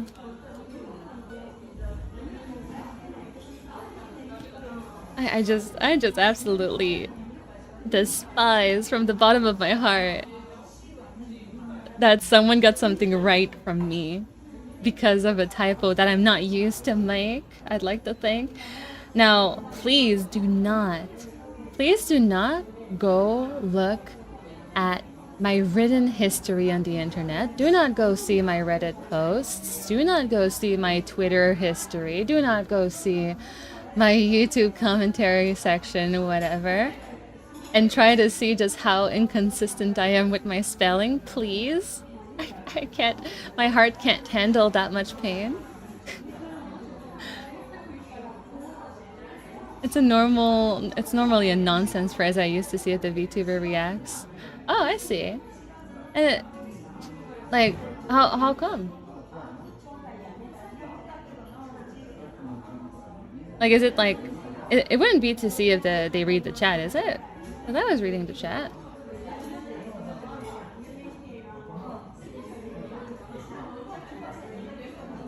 But yeah. Is my yay, it's getting charged. Okay, you know what? Back to work we go. But yeah. Avatar. Oh, I love this franchise so much. You know, once I get big boy money, right? Once I get fuck you money, big swear word money, I want to buy as much lore-based merch as I can find, like the comic books, world building, character designing books on the Avatar franchise. I just want it all. This one can go here. Oh, this is gonna be a pain in the ass. It's to see if they read the chat and if they can bounce off that dumb question. I'm gonna be real with you. I think it's pretty 50-50 for me. Like, right now I'm in a yappy, excited mood. And I'm just answering everything as I go. But if, like, a lot of times, if not the majority of time in my stream, I get very mellowed out and I'm just concentrating at work. So if I see a message, I might just straight up, like, I'm being fully transparent with you, right? I might just straight up, it's probably a bot type of,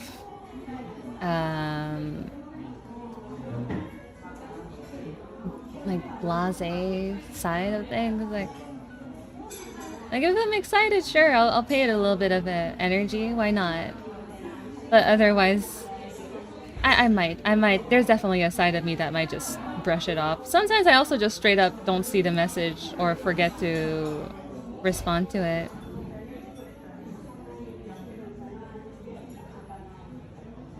Yeah. Hopefully you make yourself right at home. Okay, that's the one side of thing. Oh, that's gonna be such a pain.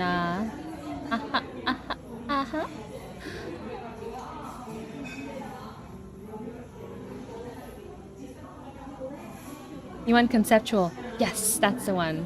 conceptual art books.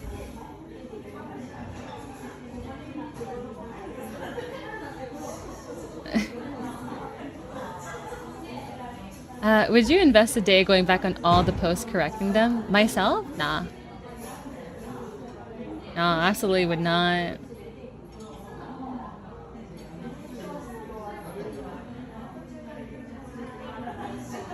You know, I feel like there's definitely a way to automate this. Can I split screen? Yeah, I can split screen. Then we're gonna open this. Oh, could you not have open on the other side? Can we? Oh yeah. Oh yeah, this is a good shit. Oh, yay! I did it. I'm a genius. Okay. Also, by the way, Ayo, welcome to the stream. I know that you are new here, and just in case, if you don't mind, let me introduce myself a little bit, just so you know that, like, it's not usually like this. I swear. So, hi, my name is Devin. So professionally by Devin255. I used to be a webcomic artist for a Japanese editorial house called Komiko. Right now I'm more so like freelancing and whatnot, and I usually try to stream, like show my screen and show what I'm working on, but unfortunately we're kind of at a weird cross where I am either under NDA or I'm not really, like the clients requested a little bit of privacy on their projects and whatnot, so in an effort to still show up for you guys and still be around and have nice conversations, or just like share my presence as we work together and whatnot, I'm streaming with the camera on. Sometimes there's no camera. Most of the time there wasn't a camera. Camera is a new thing, honestly. But yeah, I do have a stream schedule I try to follow through with. I'm probably not going to follow through for more than 2 more weeks because I have there's a time at the end of the month I'm just not going to be able to stream at all. Anyways, this week we are streaming actual art tomorrow. Oh shit, did I really forget to do that? Oh, I need to repost my stream schedule if that's the case. And there's going to be one more stream on Friday. I am not sure whether it's going to be work in the background or an art stream. I'll have to double check with the client to see what they're comfortable with. But even based on the type of work I'll be doing, who knows? I might just straight up we don't know. It's gonna. I think it's okay for me to say that it's gonna be another storyboarding commission. So it's a lot of art, but it's a lot of preparation. So I don't know if I'll still be in the preparing state or if I'm going to be sketching it in. Who knows? Yeah, you expect more actual showing my art streams coming up in the future. And I occasionally also do other activities, such as audio mixing for YouTube video covers. And also, live 2D rigging. Modeling? Rigging. Yeah. Okay, let's see. What do we call this? See, oh, what is this brush? Oh, I should not be using this.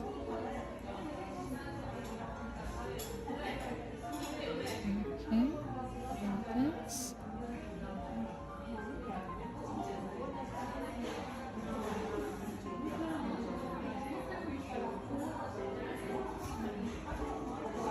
Okay, then click on one. Wow, amazing.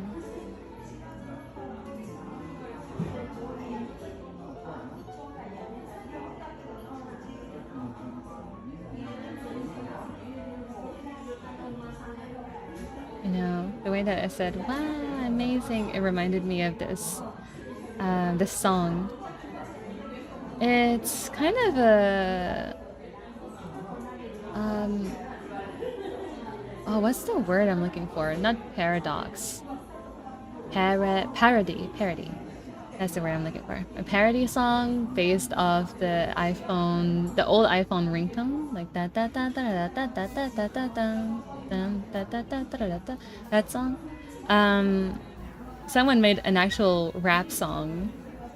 2 people united to make a rap song out of it, and there's this part. It's essentially about guys in love, like crushing on this girl, and just mulling whether they should call her, trying to reach out to her, if they should wait, like they don't want to come too strong, but they really fucking like her, blah blah blah. And then the phone rings, and one of them goes like, wow, excellent, happy. But turns out it was just her mother.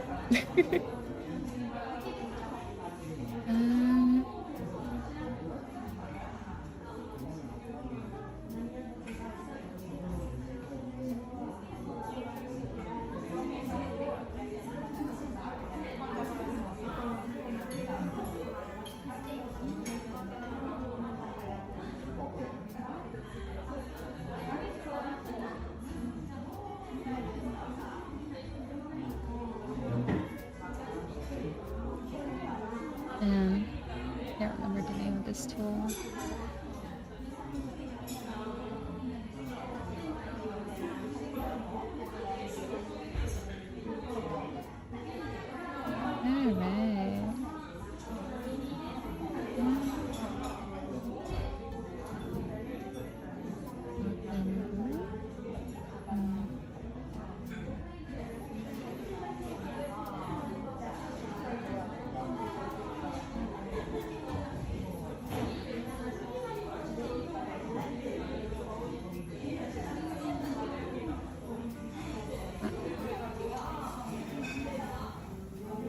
So I have a lot of work that is very specific and very broken down in various different steps that I have to repeat. And auto action is not quite... Clip Studio's auto action is not quite the right tool to help me in this situation. But I have 2 different modes on this controller, because there's 4 modes, right, in general? But there's 2 modes that I'm not using, and I could maybe try and modify one,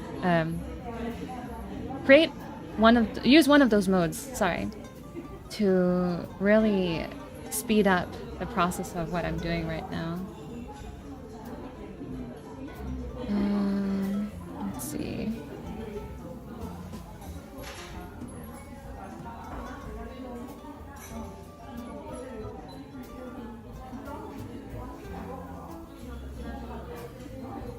I cannot be touching this while I'm writing. It's affecting the wrong tools.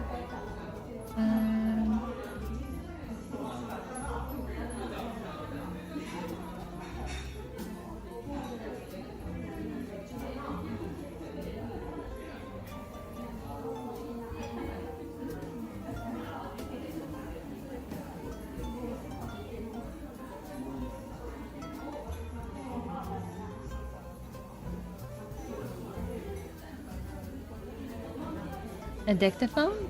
It's not a dictaphone, it's a controller. Like, it's a controller.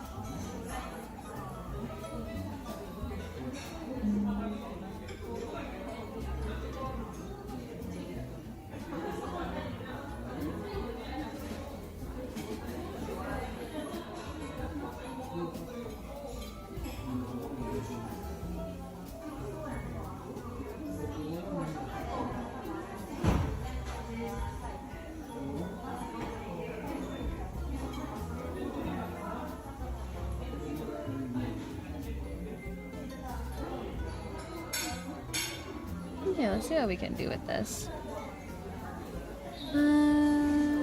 So tab me, tsuru rotation,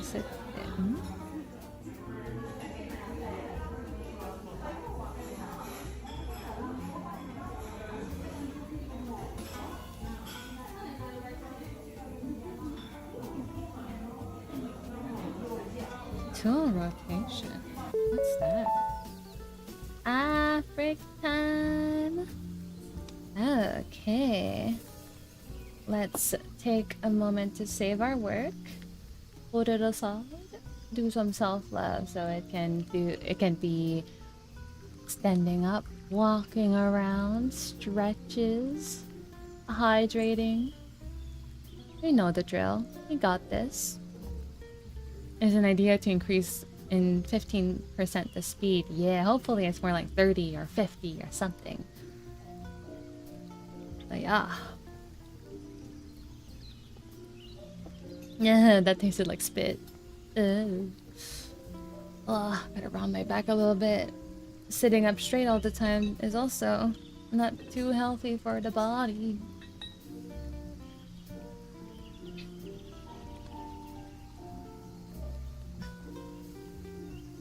Let's see.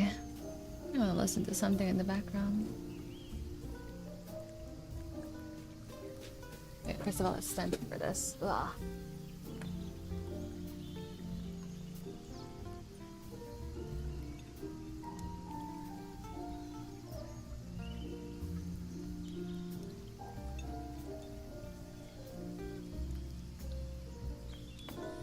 Feel it up.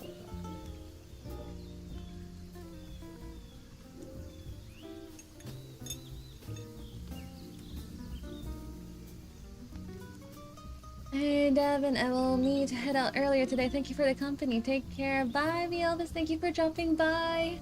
Your presence was absolutely wonderful. Hope you got to have some nice, relaxing, or productive time today. You did amazing. Oh my god.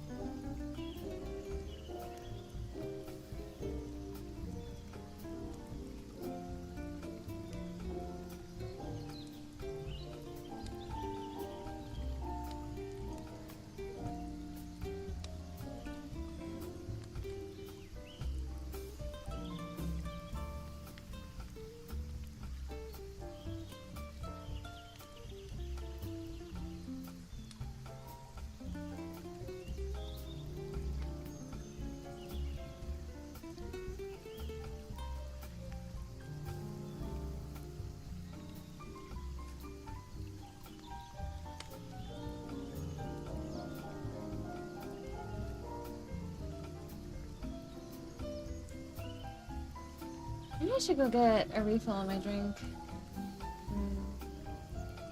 I'll just go get water. Big water.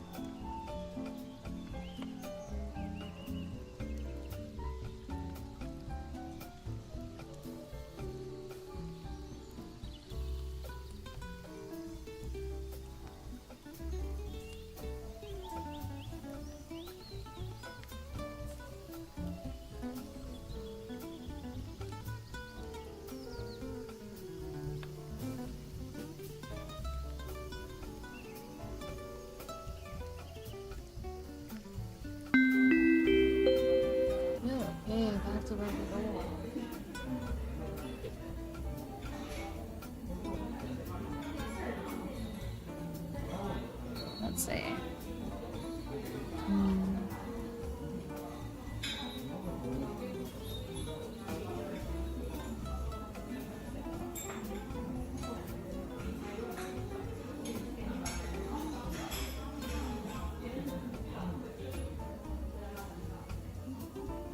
Do you collect any art book from series that you like? I tried, but I never really got financially stable enough to really indulge myself into it. Like I would indulge in other stuff instead. Like collection, like book collection is not super much high up there, you know? I do have a wide collection of books on story writing though. Yeah, that's definitely, I think 2-3 years ago as a birthday gift to myself, and also I had like a big girl job, and I was like, oh, okay, I'm gonna indulge with it, right? And I think I got like $500 worth of books on story writing. Like, oh my god. Also, when I was in Japan, I would also collect a bunch of mangas. I think I have about over 100 manga tomes here and there from Japan. But in Japan it was cheap, right? It's like maybe 500 yen or $4 or $5 USD per book. And if you bought them in big batches, it was also discounted. So it was easier. Now, if I want to collect any art books, especially a lot of the series I like are from Japan, so there's import fees and whatnot, it's getting expensive. But books and story writing, that is something that I feel like is also an investment, so like I feel less guilty about spending on those. I do hope eventually I get to the point where I feel comfortable financially enough where I want to spend on collecting art books. Let's see. So this one I want it to be space. Okay.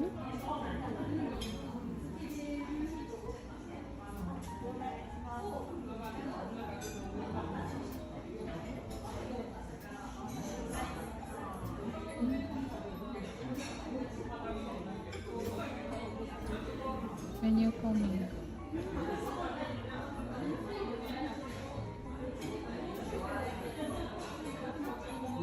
Oh, jeez.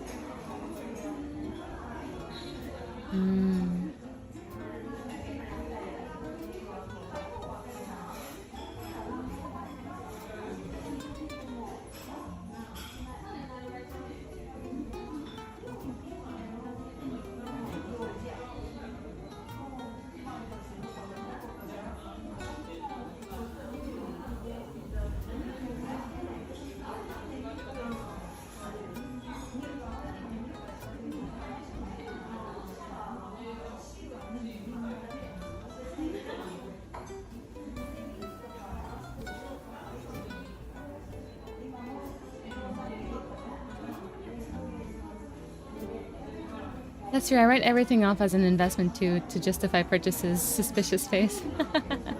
Yeah, pretty much.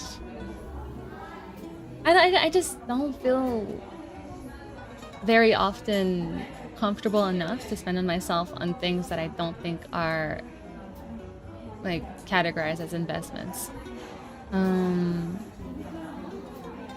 Like let me see.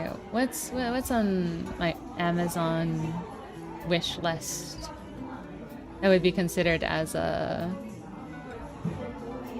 whatchamacallit,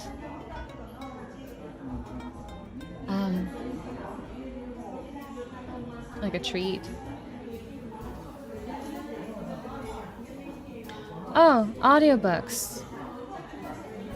Audiobooks, like there's a little bit of Throne of Glass that I have yet to get, but at the same time, I kind of have not been keeping up with Throne of Glass. I need to finish Onyx Storm, or the third book in Fourth Wing soon.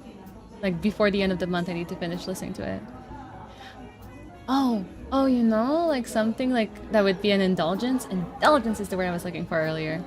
Like consoles, like the PS5, or I really wanted to get a Switch, but the game politics nowadays has been a little bit iffy, you know.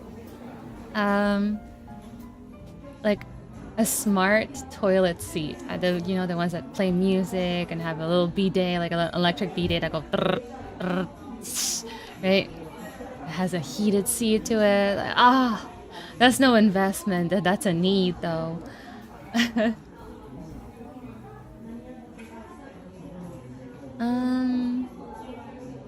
There is a cookbook. There's a One Piece cookbook I'm also interested in. A little stuff here and there.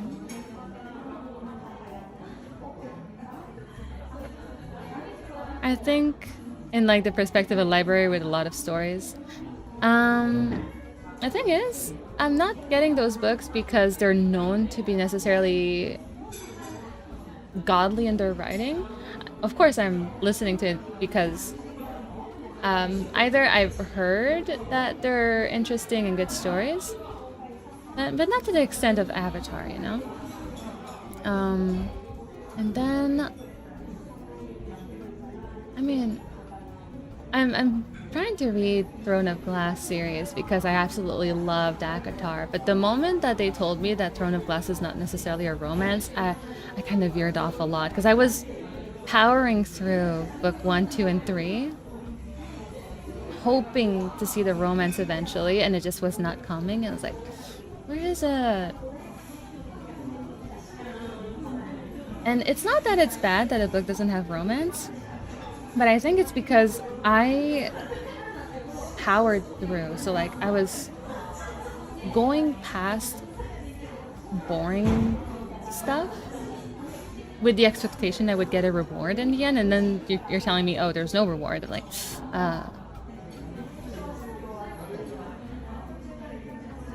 yeah, that's the flip. Let's see.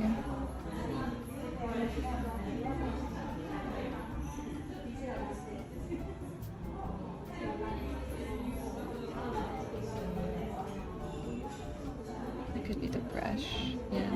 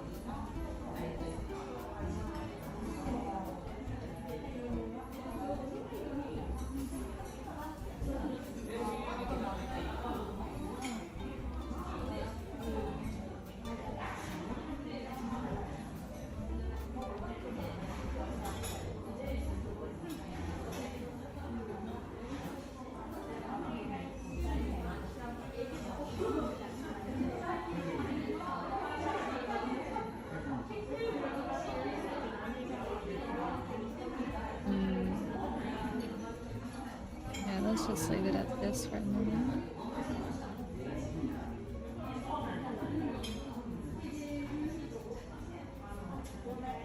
Yeah, let's leave it at that.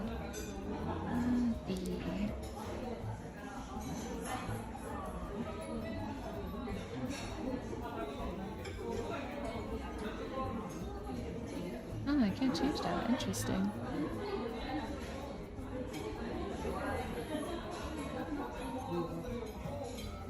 There's a lot of latency today in the platform. Is it my mic sounding weird, or are you just saying like it's very there's a lot of lag in general with my responses.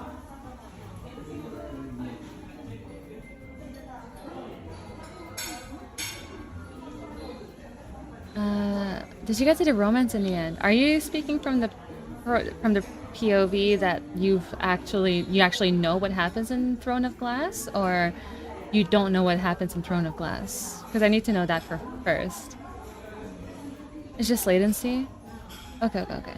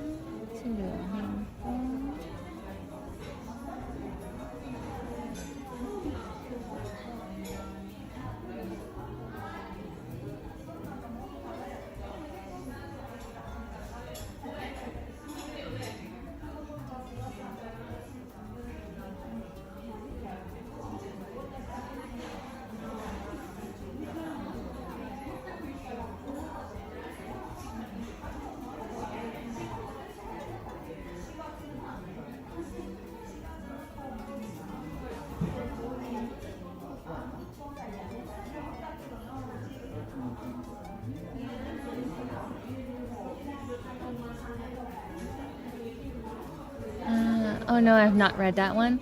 Okay, so in ACOTAR, A Court of Thorns and Roses, it's a beautiful, beautiful love story that I identified with so intensely, and that's why I love it a lot. It's like it's close to my heart. It truly is. And I think also that the author did a wonderful job at leading the story where they wanted it to go. Like, I think it's a very well thought out story so far. It's still ongoing though. And Throne of Glass is in the same universe, but apparently a different timeline. And because it's in the same universe, I assume that it was also going to be a romance-heavy story. ACOTAR was heavy into romance from the book 1 out of 5. Throne of Glass, I think there's 8 or so books into it. I'm in the 3rd book, and it's just... if there is romance, it gets erased immediately afterwards, and they're not really going into the romance. It's a lot more about story building, or world building, about action and whatnot. And I tried going into Throne of Glass because they said, oh, that pairing in A Court of Thorns and Roses is nothing compared to the one in Throne of Glass. I was like, oh, then the story has to be really fucking good with their romance. I'm in book 3, and whichever romance they say is the best romance ever is kind of cringy, kind of hard to understand, and makes me want to give up on it.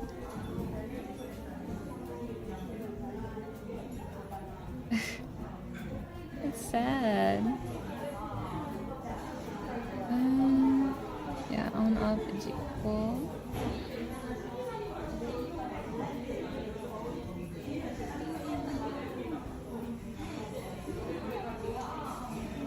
Wait. Can I not change this?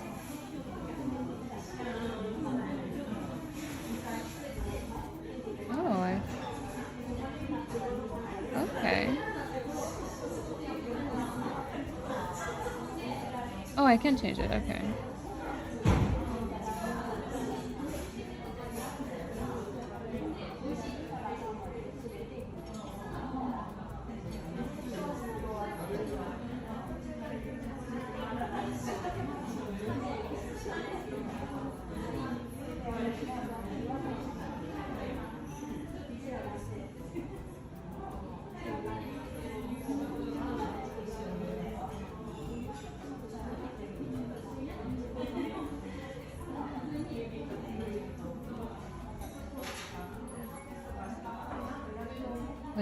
Where's the switch option?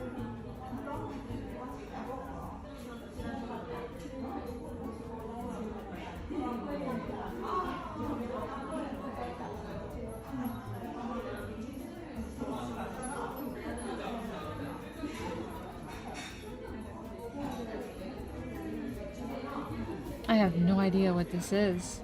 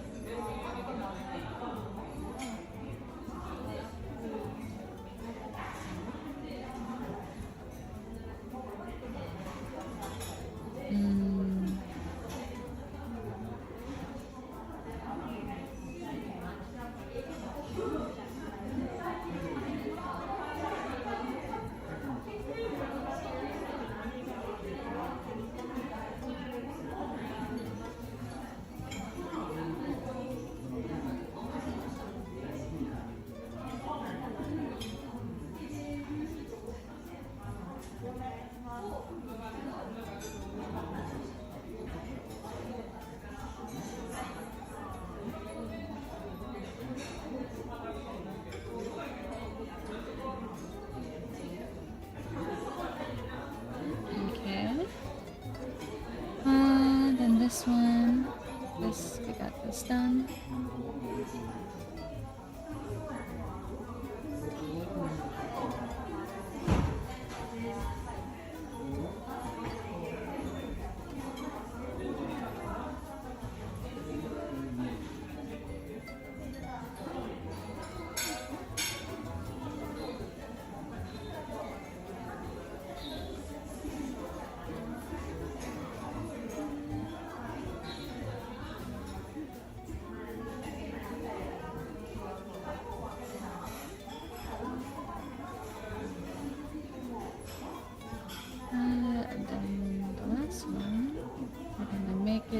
An auto action.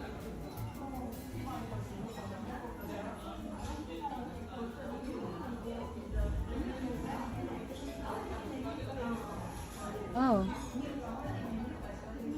Wait. Is that my AC?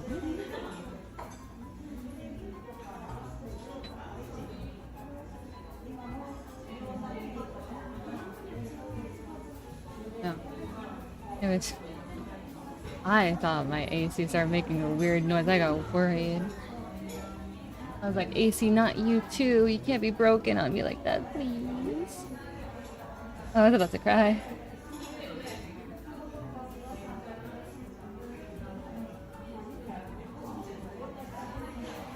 Usually are incredible, the real love stories you read about the romance.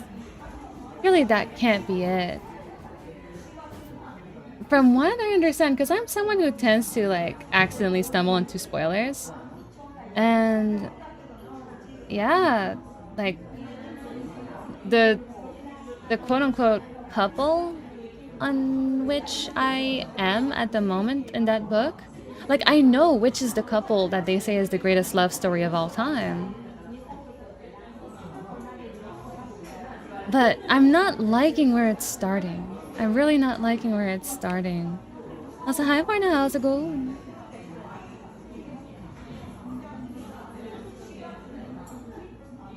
Oh, maybe I could add another one. See the tab mate.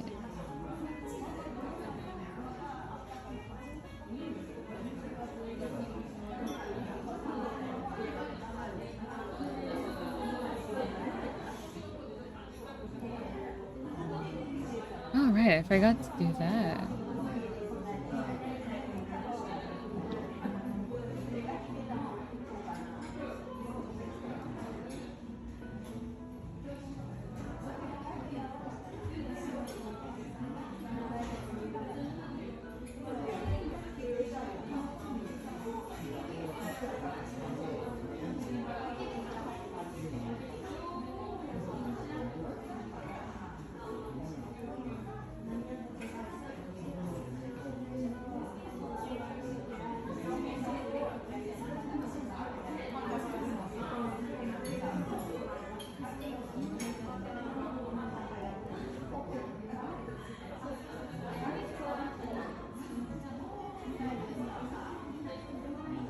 Okay. Oh, this could just be an auto action, honestly. No, I could not. Mia's binging Call of the Night. I do not know what that is.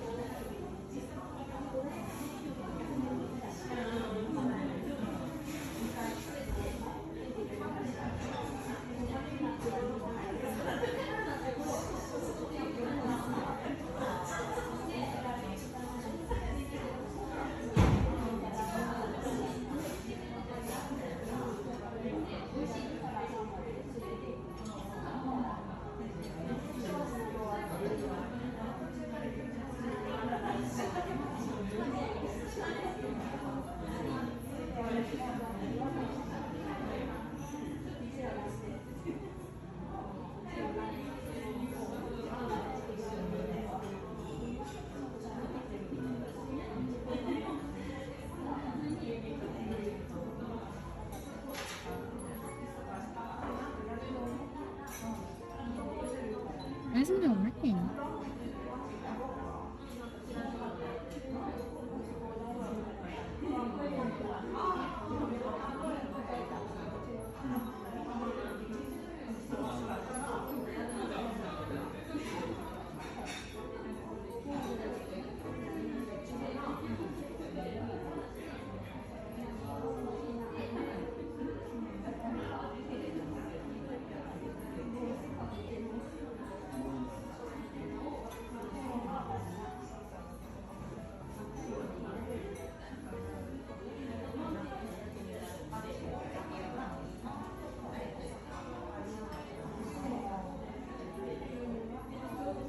Oh, you bitch.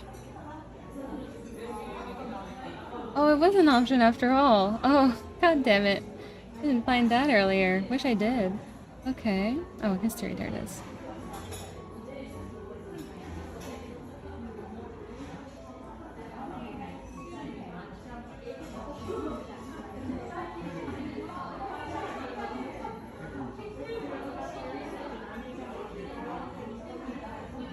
Oh, okay. I did it right this time. Okay.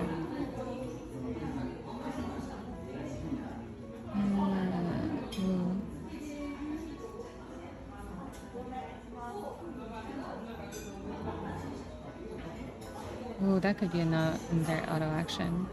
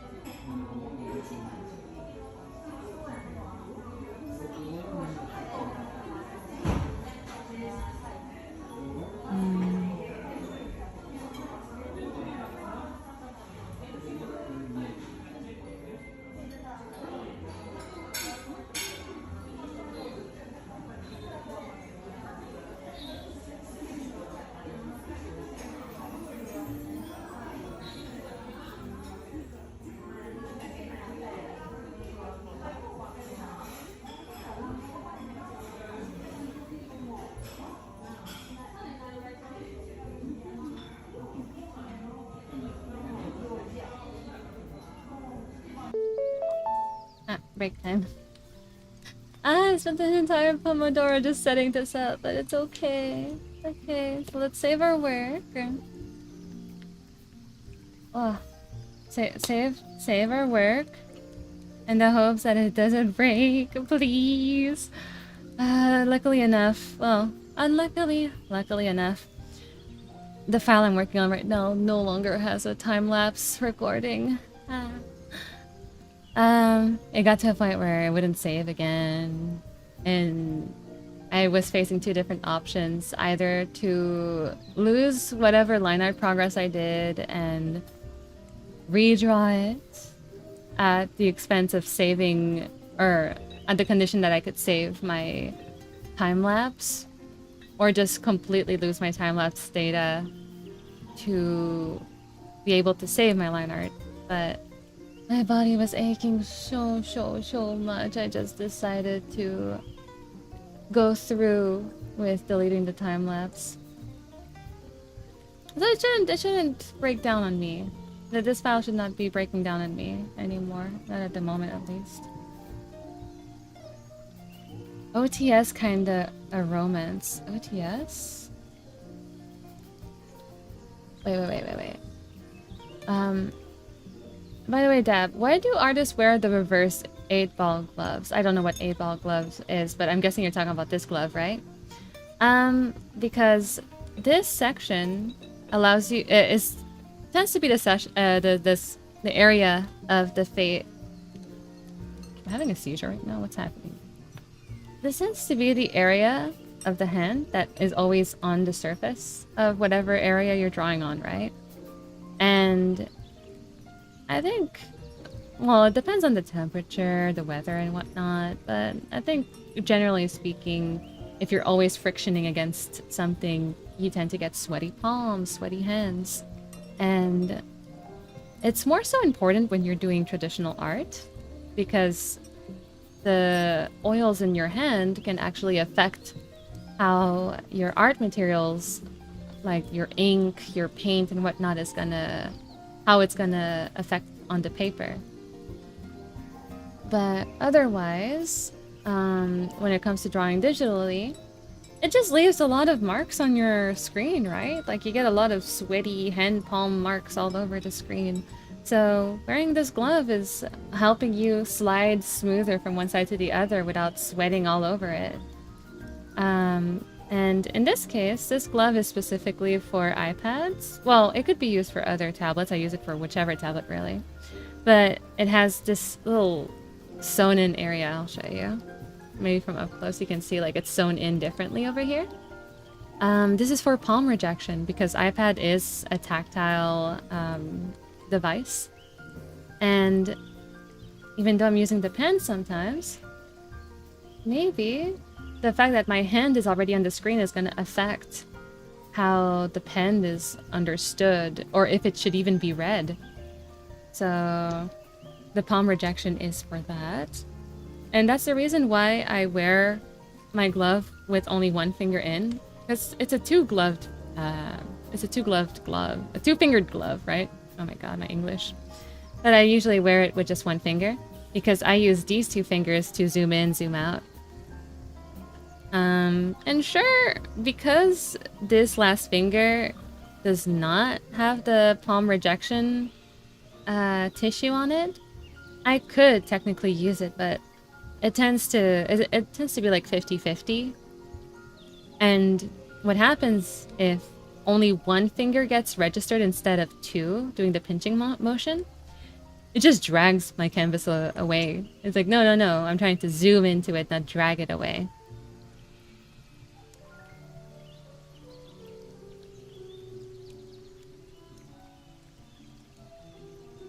Call of the Night is an amazing anime. Ooh, it's an anime. I see. I need to finish Avatar first, though. But thank you. I'll keep an eye out for it.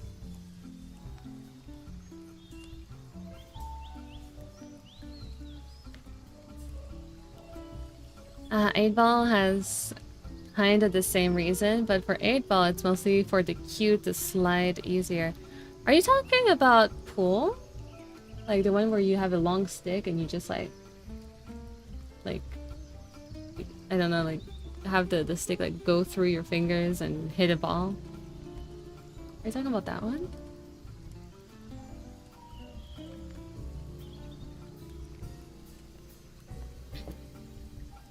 Eight ball, same thing. For me, 8-ball is the ball, the black ball that you lift and it says like maybe, yes, perhaps, definitely. The magic 8-ball, right?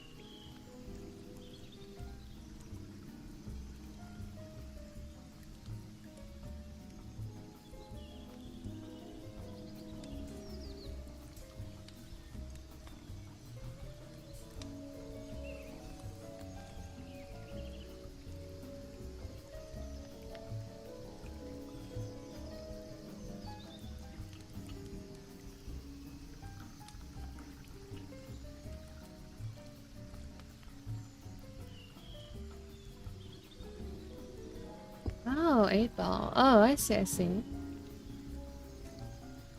Here we build a glove USB using charging cables for an electric blanket. Wait, so you created like heating gloves or something? Sniker? Never heard of it. Oh. Okay. Were you staring into the void? No, I was reading something. Sorry. Out of context, it looks weird. This is why I go in the break screen. Because I tend to get, like, just, like, looking at stuff, and taking the time to read. You know ChatGPT has the longest and biggest of responses at things sometimes, right? Ah, come on. Ah, there you go. Little pen over here. Wow, there you go. But, yeah, I'll be typing up something real quick. ChatGPT do be a yapper, yep, they sure do.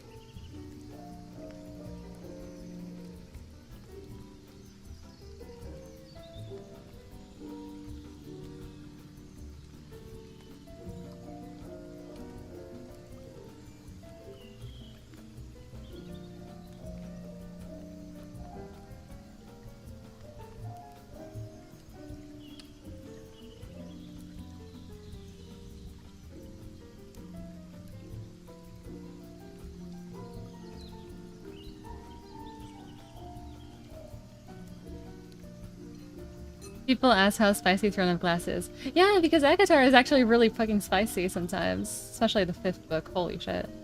So, people who, like, out of the 3 different book series that this author made, they're all in the same universe, apparently. They're all related. But I guess the vibe is really different from one to the other, so... And one in particular, which is Court of Thorns and Roses, really popped out, like, a lot. Like, I want to say New York Times bestseller for too long. So of course, people who read that series only, they're like, I want to see more of this. Does this author like keep doing the same pattern? But it's not. Not from what I've seen so far, at least. At the same time, Throne of Glass was written when the author was young. Like, young. I think they were 16 or something. So, of course, it's not going to be as spicy as when they are... I don't know how old they are, but now they're married and whatnot. Like, of course. Different time, different era in their life, right? Ah, jeez, I'm sorry. This is why I wait till the series is finished to read it. Or to watch it. That's not true. Sometimes I'm just impatient, but most of the time that's what tends to happen.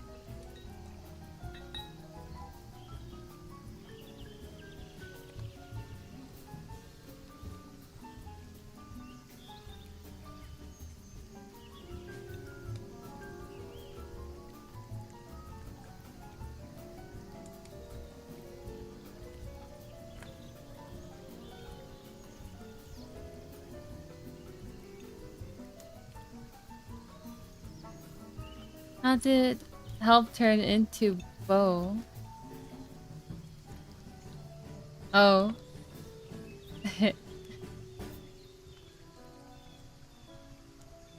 The random queue? I did. Oh, did you delete a message? I didn't see it. What? Go, bro? Hi, welcome. Welcome to my stream. And thank you for the follow. We're currently on the break right now, a long break, so not much is happening at the moment. I'm a little bit distracted with my own little typings, my non-work related typings. But also responding to chat a little bit here and there. But yeah, welcome. Hope you like the vibe over here. Should I introduce myself? Hi, I'm Davin. You can call me Dabs or whatever, whichever, really. I go professionally as Davin255. I am the main illustrator for a webcomic called Let the Saints Be Selfish. Usually my content is more so like art streams and like just me working on stuff. And I tend to want to show what I'm working on, but unfortunately, I'm currently working on projects that require a little bit more privacy, so I'm just showing up regardless, you know, just bringing my presence instead. But hopefully you catch us at a later time where there's actually like nice action going on, you know? It's 2:30 a.m. I'm making a lot of typos. Oh, I'm so sorry for you, my dude. I just typo naturally. I didn't know that was a time-based thing.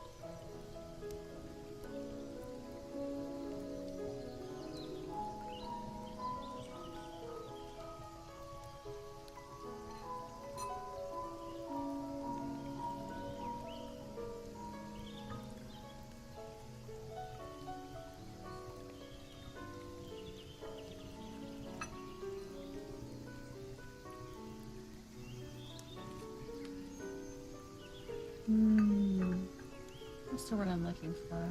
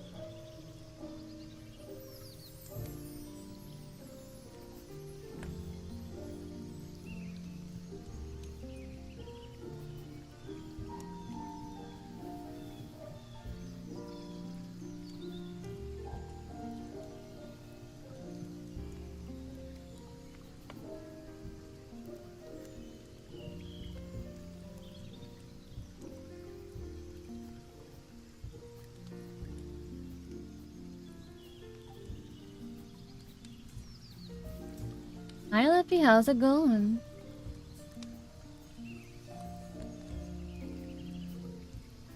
Well, it's my EP time. Bye-bye, everyone. See you later. Oh, bye-bye, Borna. Get some good rest, will you? Finding a webtoon artist on Twitch was not on my bingo card this year, but that's actually awesome. Ah, thank you. Well, the series has been over for about a year now, actually, straight up.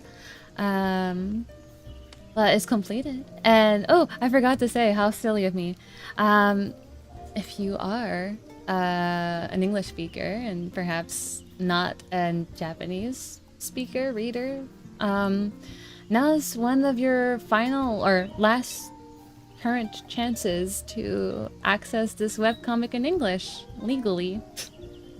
You can read most of it for free on a website called Pocket Comics, and that is the only, to my knowledge, it is the only legal English translation for the comic. But unfortunately, the website is going to go down on October 31st this year, so if you want to go read it, now's your chance. The time is limited. It's always fascinating to see your lives. Always happens a lot of things here. Really? Really? In this setup, there's a lot of things happening? Surely you are an icon for a lot of people. I am indeed an icon. I am a profile pic on someone's Twitter page. Also, break time is over. Let's get back to work, guys. Another Pomodoro ahead of us. We got this. Oh, Kay's going to sleep? Okay, bye-bye. I'm the saddest person in the world. You took 3 minutes to notice my presence. Wow, you hate me. Apparently there's a lot of latency. Not too sure about that. Oh, so I was typing. Come on, give me a break. Sure, words, art, comments, all. Everything. Welcome to Devin255 stream, where everything happens all at once. Everywhere. What's the name of the movie? Everywhere, everything, every time, all at once.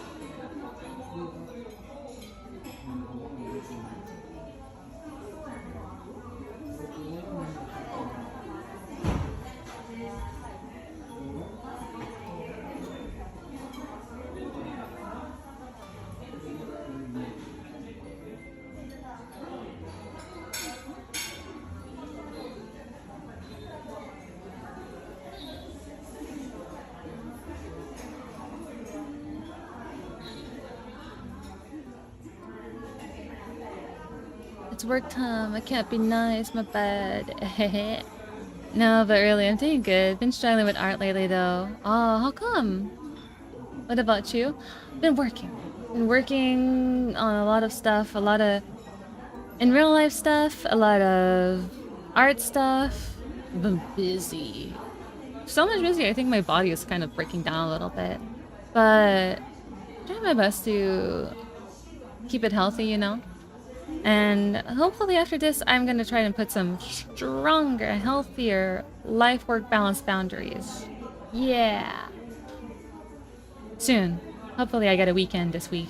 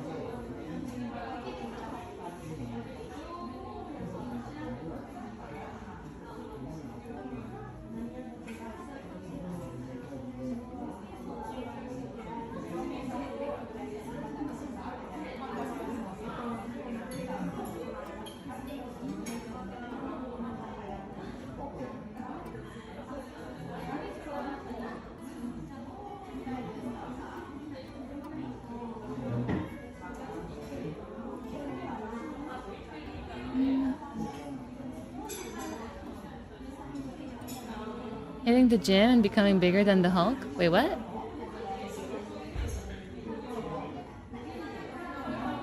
What did I miss? Anna, that is like the written form of like I'll read it out loud. I'll read the sentence out loud and maybe it makes sense for you.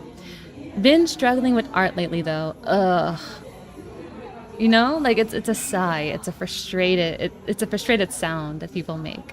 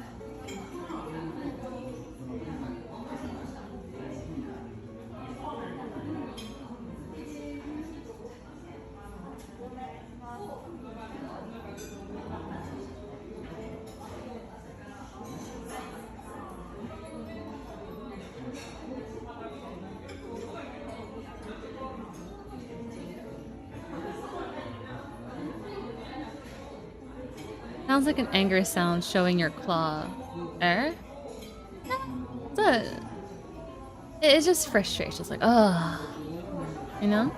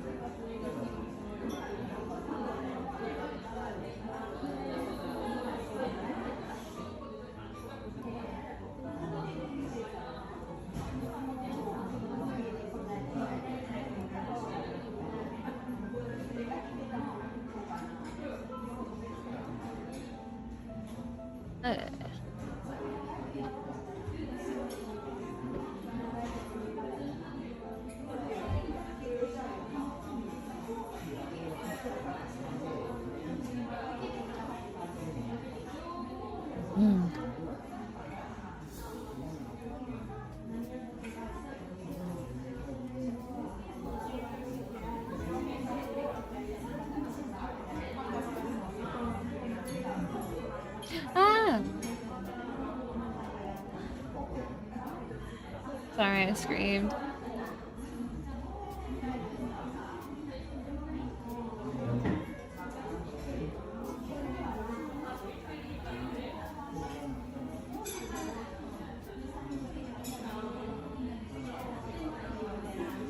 Oh my god, Clip Studio is so laggy. What the heck?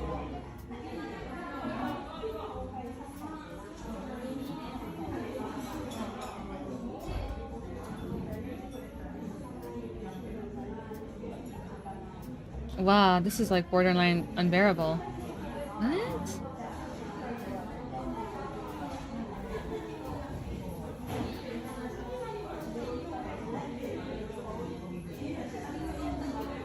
Let's just save it and restart it because it's really bad.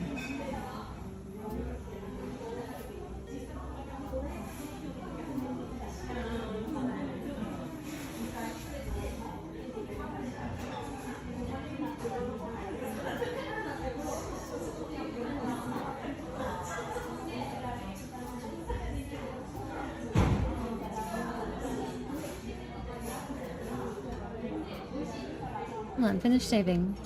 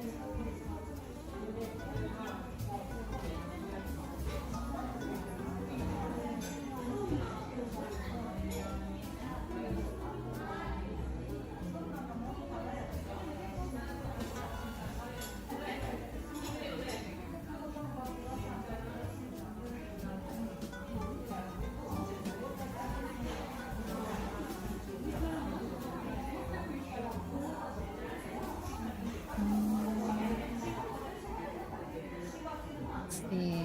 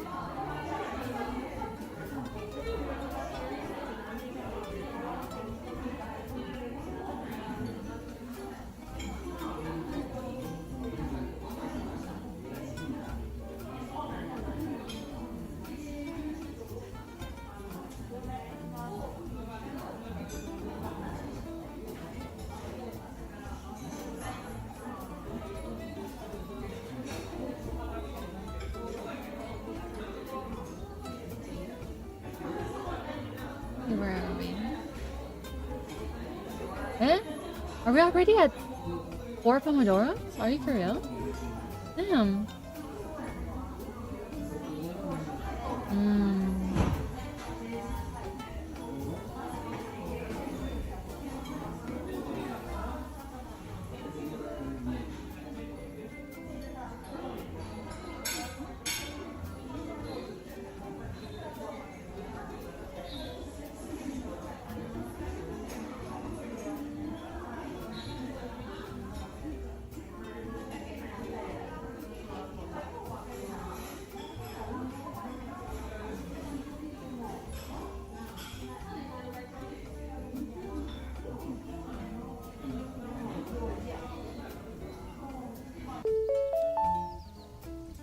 Okay.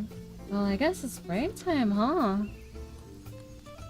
Oh, jeez. Okay. Wait, short break. Oh, that was the first Pomodoro. Ah, I see. I was like, no way that we... I could have sworn we just had the long break. Sorry, I'm a little bit up in the air right now. Oh. I think I'll do 1 or 2 more Pomodoros and then I'll go take an extended break. But also, don't forget to save your work. A little bit of hydrating. And do some stretches, you know? Check your posture. Do some self-love.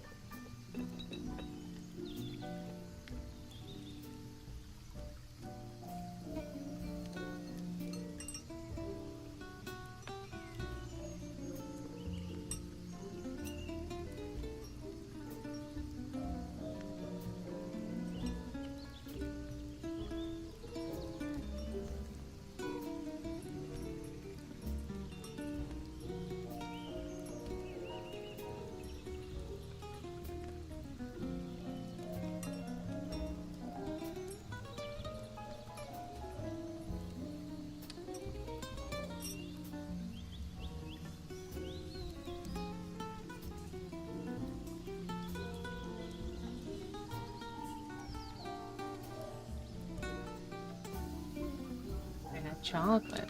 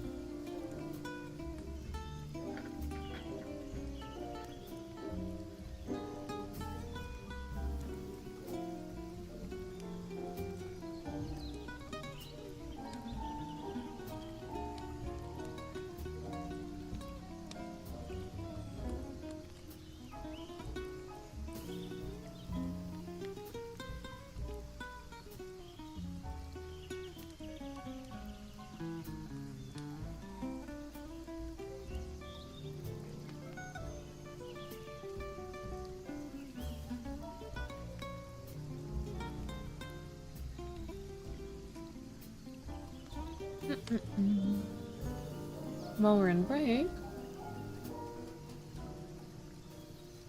let's go down our to-do list for today.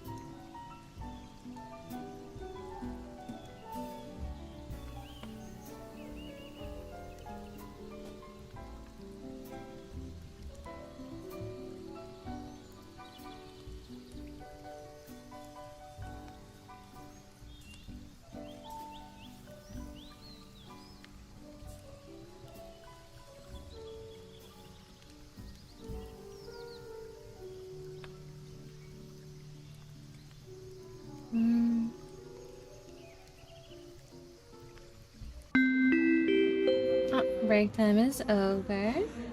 We all know what that means. Time to get back to a workstation, and we got one more Pomodoro ahead of ourselves.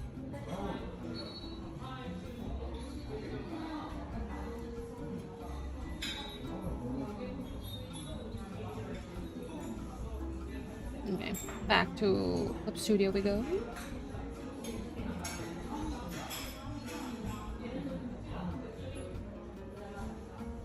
Oh no, is it laggy again?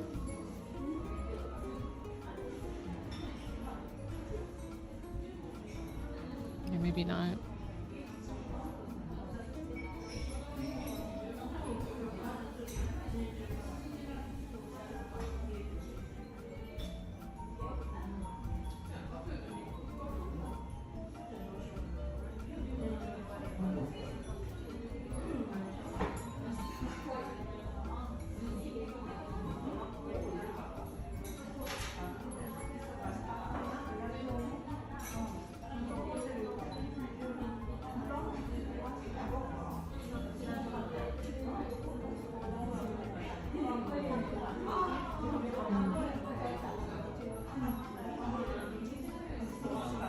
Nope, it's way too laggy. Okay.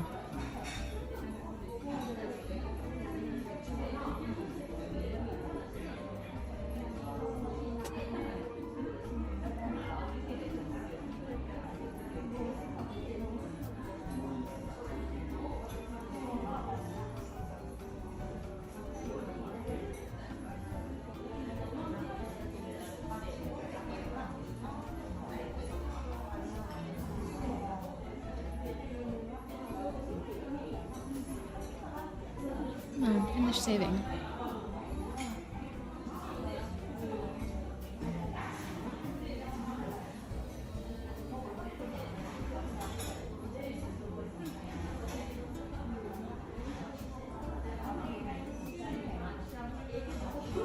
Okay, let's close this and close the entire program.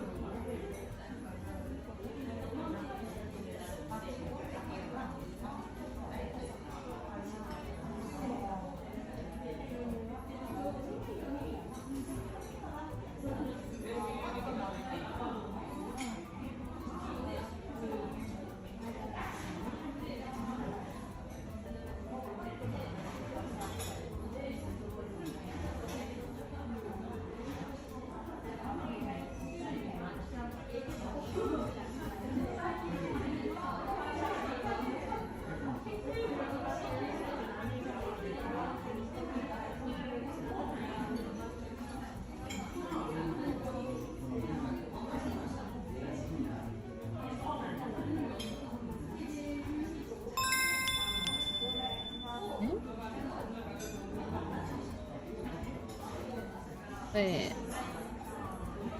Ah? Oh, is it? Damn, I misclicked it. I didn't see it on time, but I think I know what it is. Hey, thank you for the tier 1 subscription. For 6 months. I think your mushroom is growing. Thank you for the sub. You're a real one, man. I appreciate you.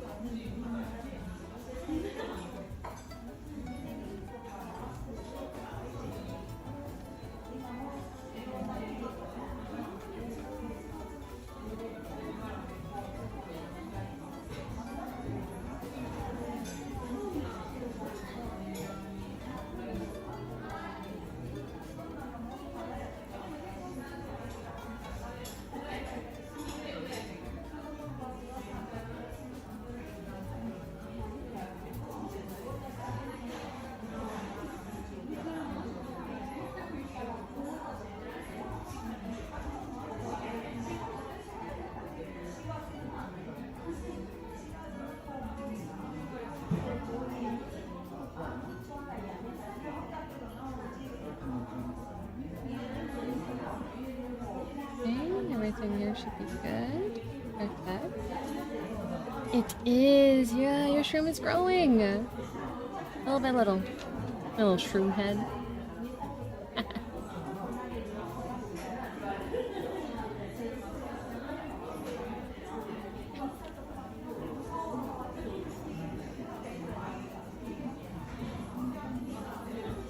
Okay. And maybe on top of this all...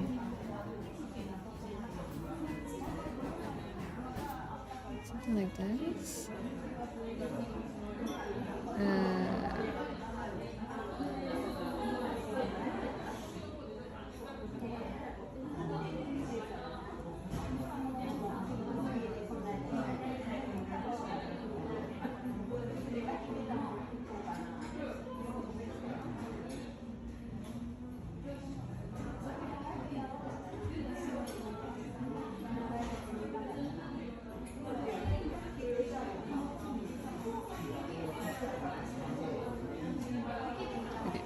This one can be red.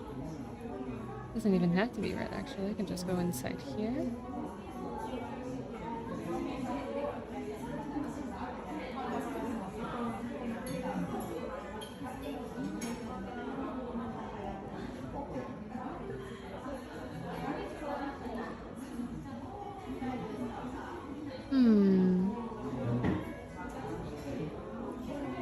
Yeah, let me just go back to the usual. Much easier. Oh.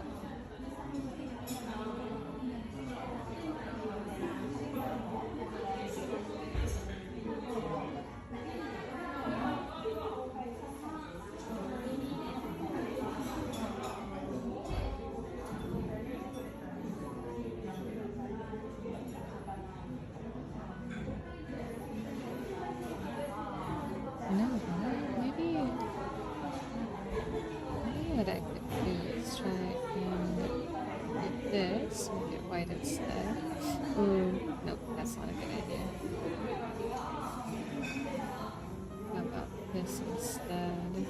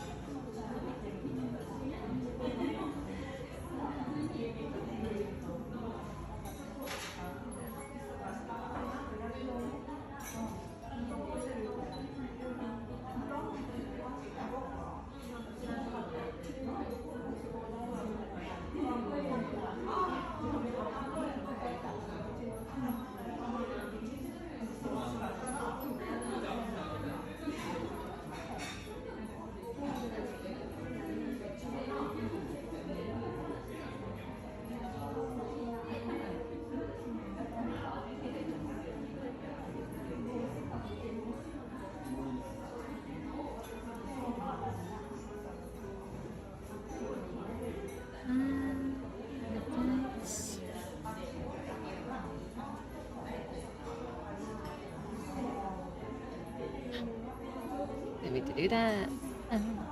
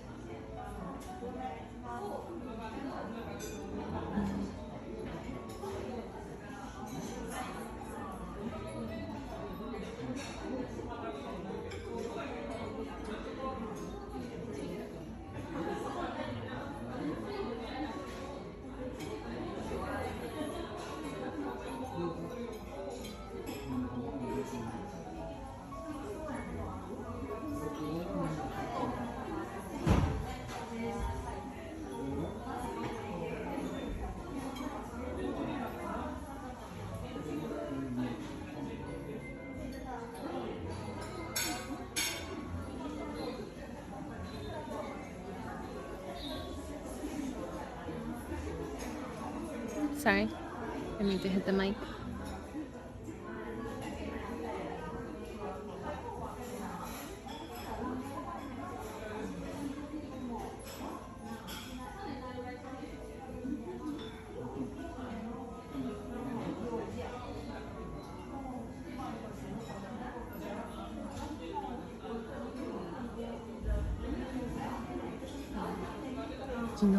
Kinoko. Hi, how's it going? How you doing today?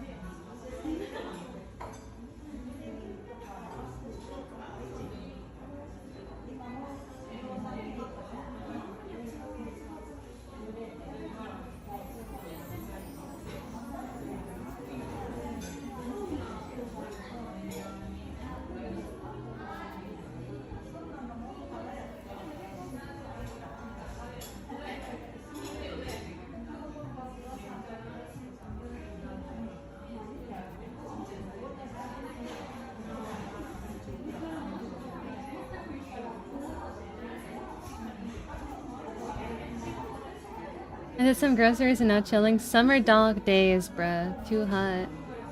Summer dog? What does that mean?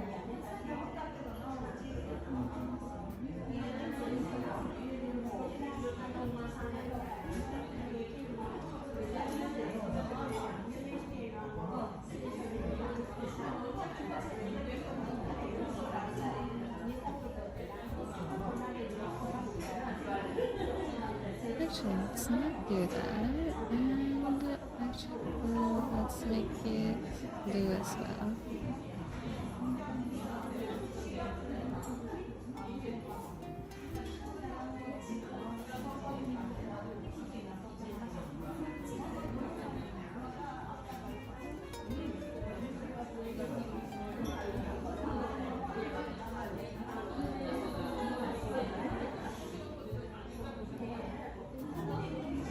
Dog days is a phrase for hottest time of the year. Ah, that's how you guys call it. I only knew the French version of it, which dog days is actually much more politically correct and nice.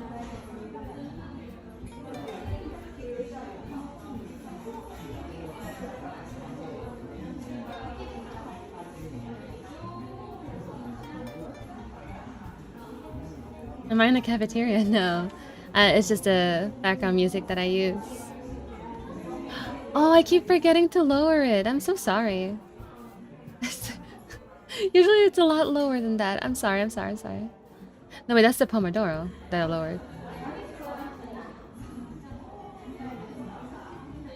Oh, yeah. Yeah, the Pomodoro is the cafeteria noise. The cafe noise.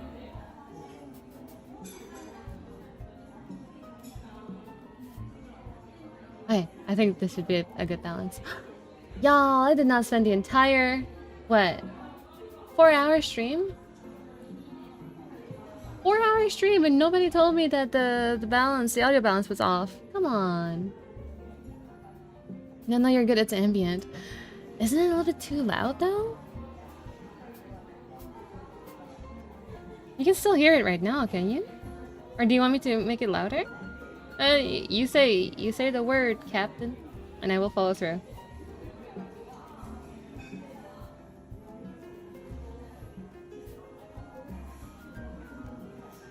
Okay.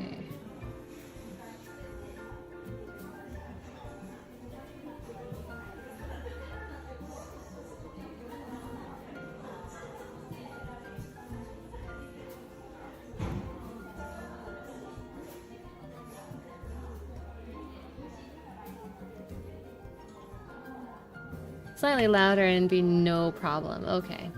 Slightly louder. How about this? This better? This good? There's no balance for CU. There shall be no balance ever.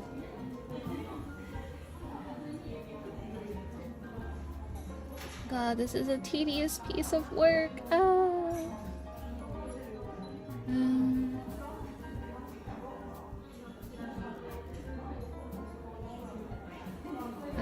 That's not the right thing to press on. Hold on.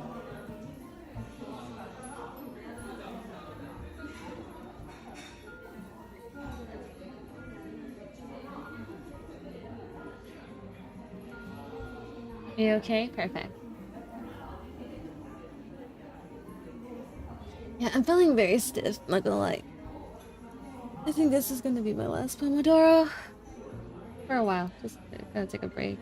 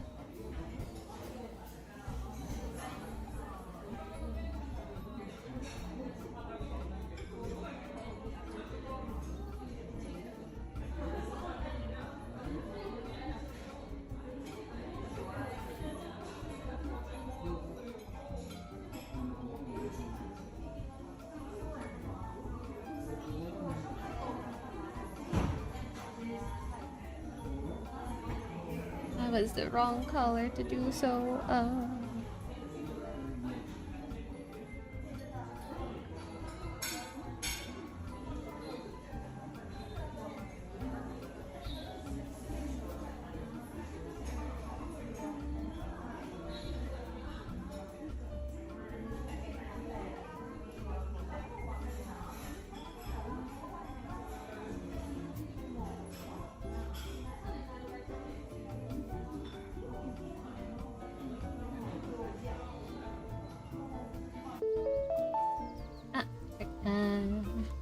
Or shall I say the end of the stream time? Well, let me just round this up real quick and then we can move on to the next screen.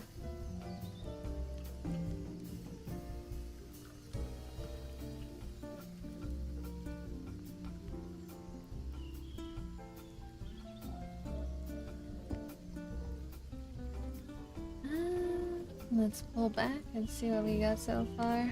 Wow, so much work left to do. That's okay. We're making some decent progress. Just gonna need to put in some couple more hours of work after this. What do you look for? Think when a color is wrong. What do I do when I think the color is wrong? I asked the clerk to double check if the two foundations are exactly the same color, if I'm actually being right with this. Not just kidding. I tend to put like a filter on top of my work. It's called a tone curve. And essentially it kind of like makes it so the values can be closer to each other and kind of have a bit more harmony with each other. Because I am also very bad at selecting colors and making them work as a whole. So a lot of my work you'll see a tone curve being used. But yeah. I wonder if the color is gonna kick in. Just straight up nothing. Nothingness. It is me, Devin, from the world, the next world, you know.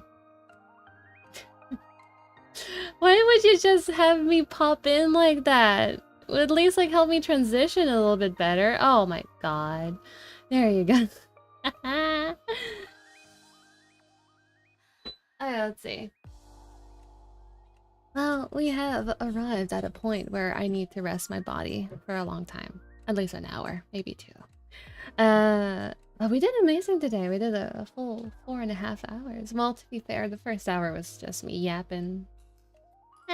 Same thing. Same old story, you know? But yeah, I do need to take a break, but be mindful about it. Be very thoughtful about it, because there's a lot to be done. With that said, thank you very much everyone for dropping by in today's stream. Your presence, your company was absolutely stellar. It was wonderful. Really helped me stay on track with my work, concentrate, and get into it for long hours at the time. And I'm always grateful for you guys to be able to offer me your good vibes and energy in that way. And I hope I was able to do the same thing, you know, like be able to reciprocate this productivity vibe, you know. But with all that said, thank you very much for dropping by. I am planning on stream. What day of the week are we today, actually? Yeah, so tomorrow there will be an actual art stream. You will be seeing what is being drawn and whatnot. It's going to be art for an art raffle that ended the 1st of July. It's a while ago. I can explain why I was late. I can explain it as I can always explain why I'm late, you know? It's mostly because I was planning on having the raffle end on June 1st, but I made a typo. A pretty significant typo, because it... and I had to kind of commit to it. And in the end, July 1st was just... I had time in June, but maybe not so July. But still, there was a winner, and we're going... Of course there's a winner. And we're going to be drawing their piece tomorrow. So look forward to it. And yeah, so tomorrow will mark... Well, today actually marks a kind of a threshold day where we're kind of going back into art streams and showing what I've been working on for the past couple... I am not going to show what I've been working on, but rather I will then, from here on out, be able to show what I'm working on. And I'm looking forward to be able to share that. But yeah, if you're going to keep working, good luck to you. You got this. Don't forget to take some breaks every couple now and then. Don't forget to hydrate. It's okay if it's not water, but at least make it like something hydrating, you know? And stretch, be mindful, and again, take breaks, you deserve it. Don't forget to save your work. And with that said, I will see you guys another later, hopefully tomorrow, but it doesn't have to be. Bye-bye.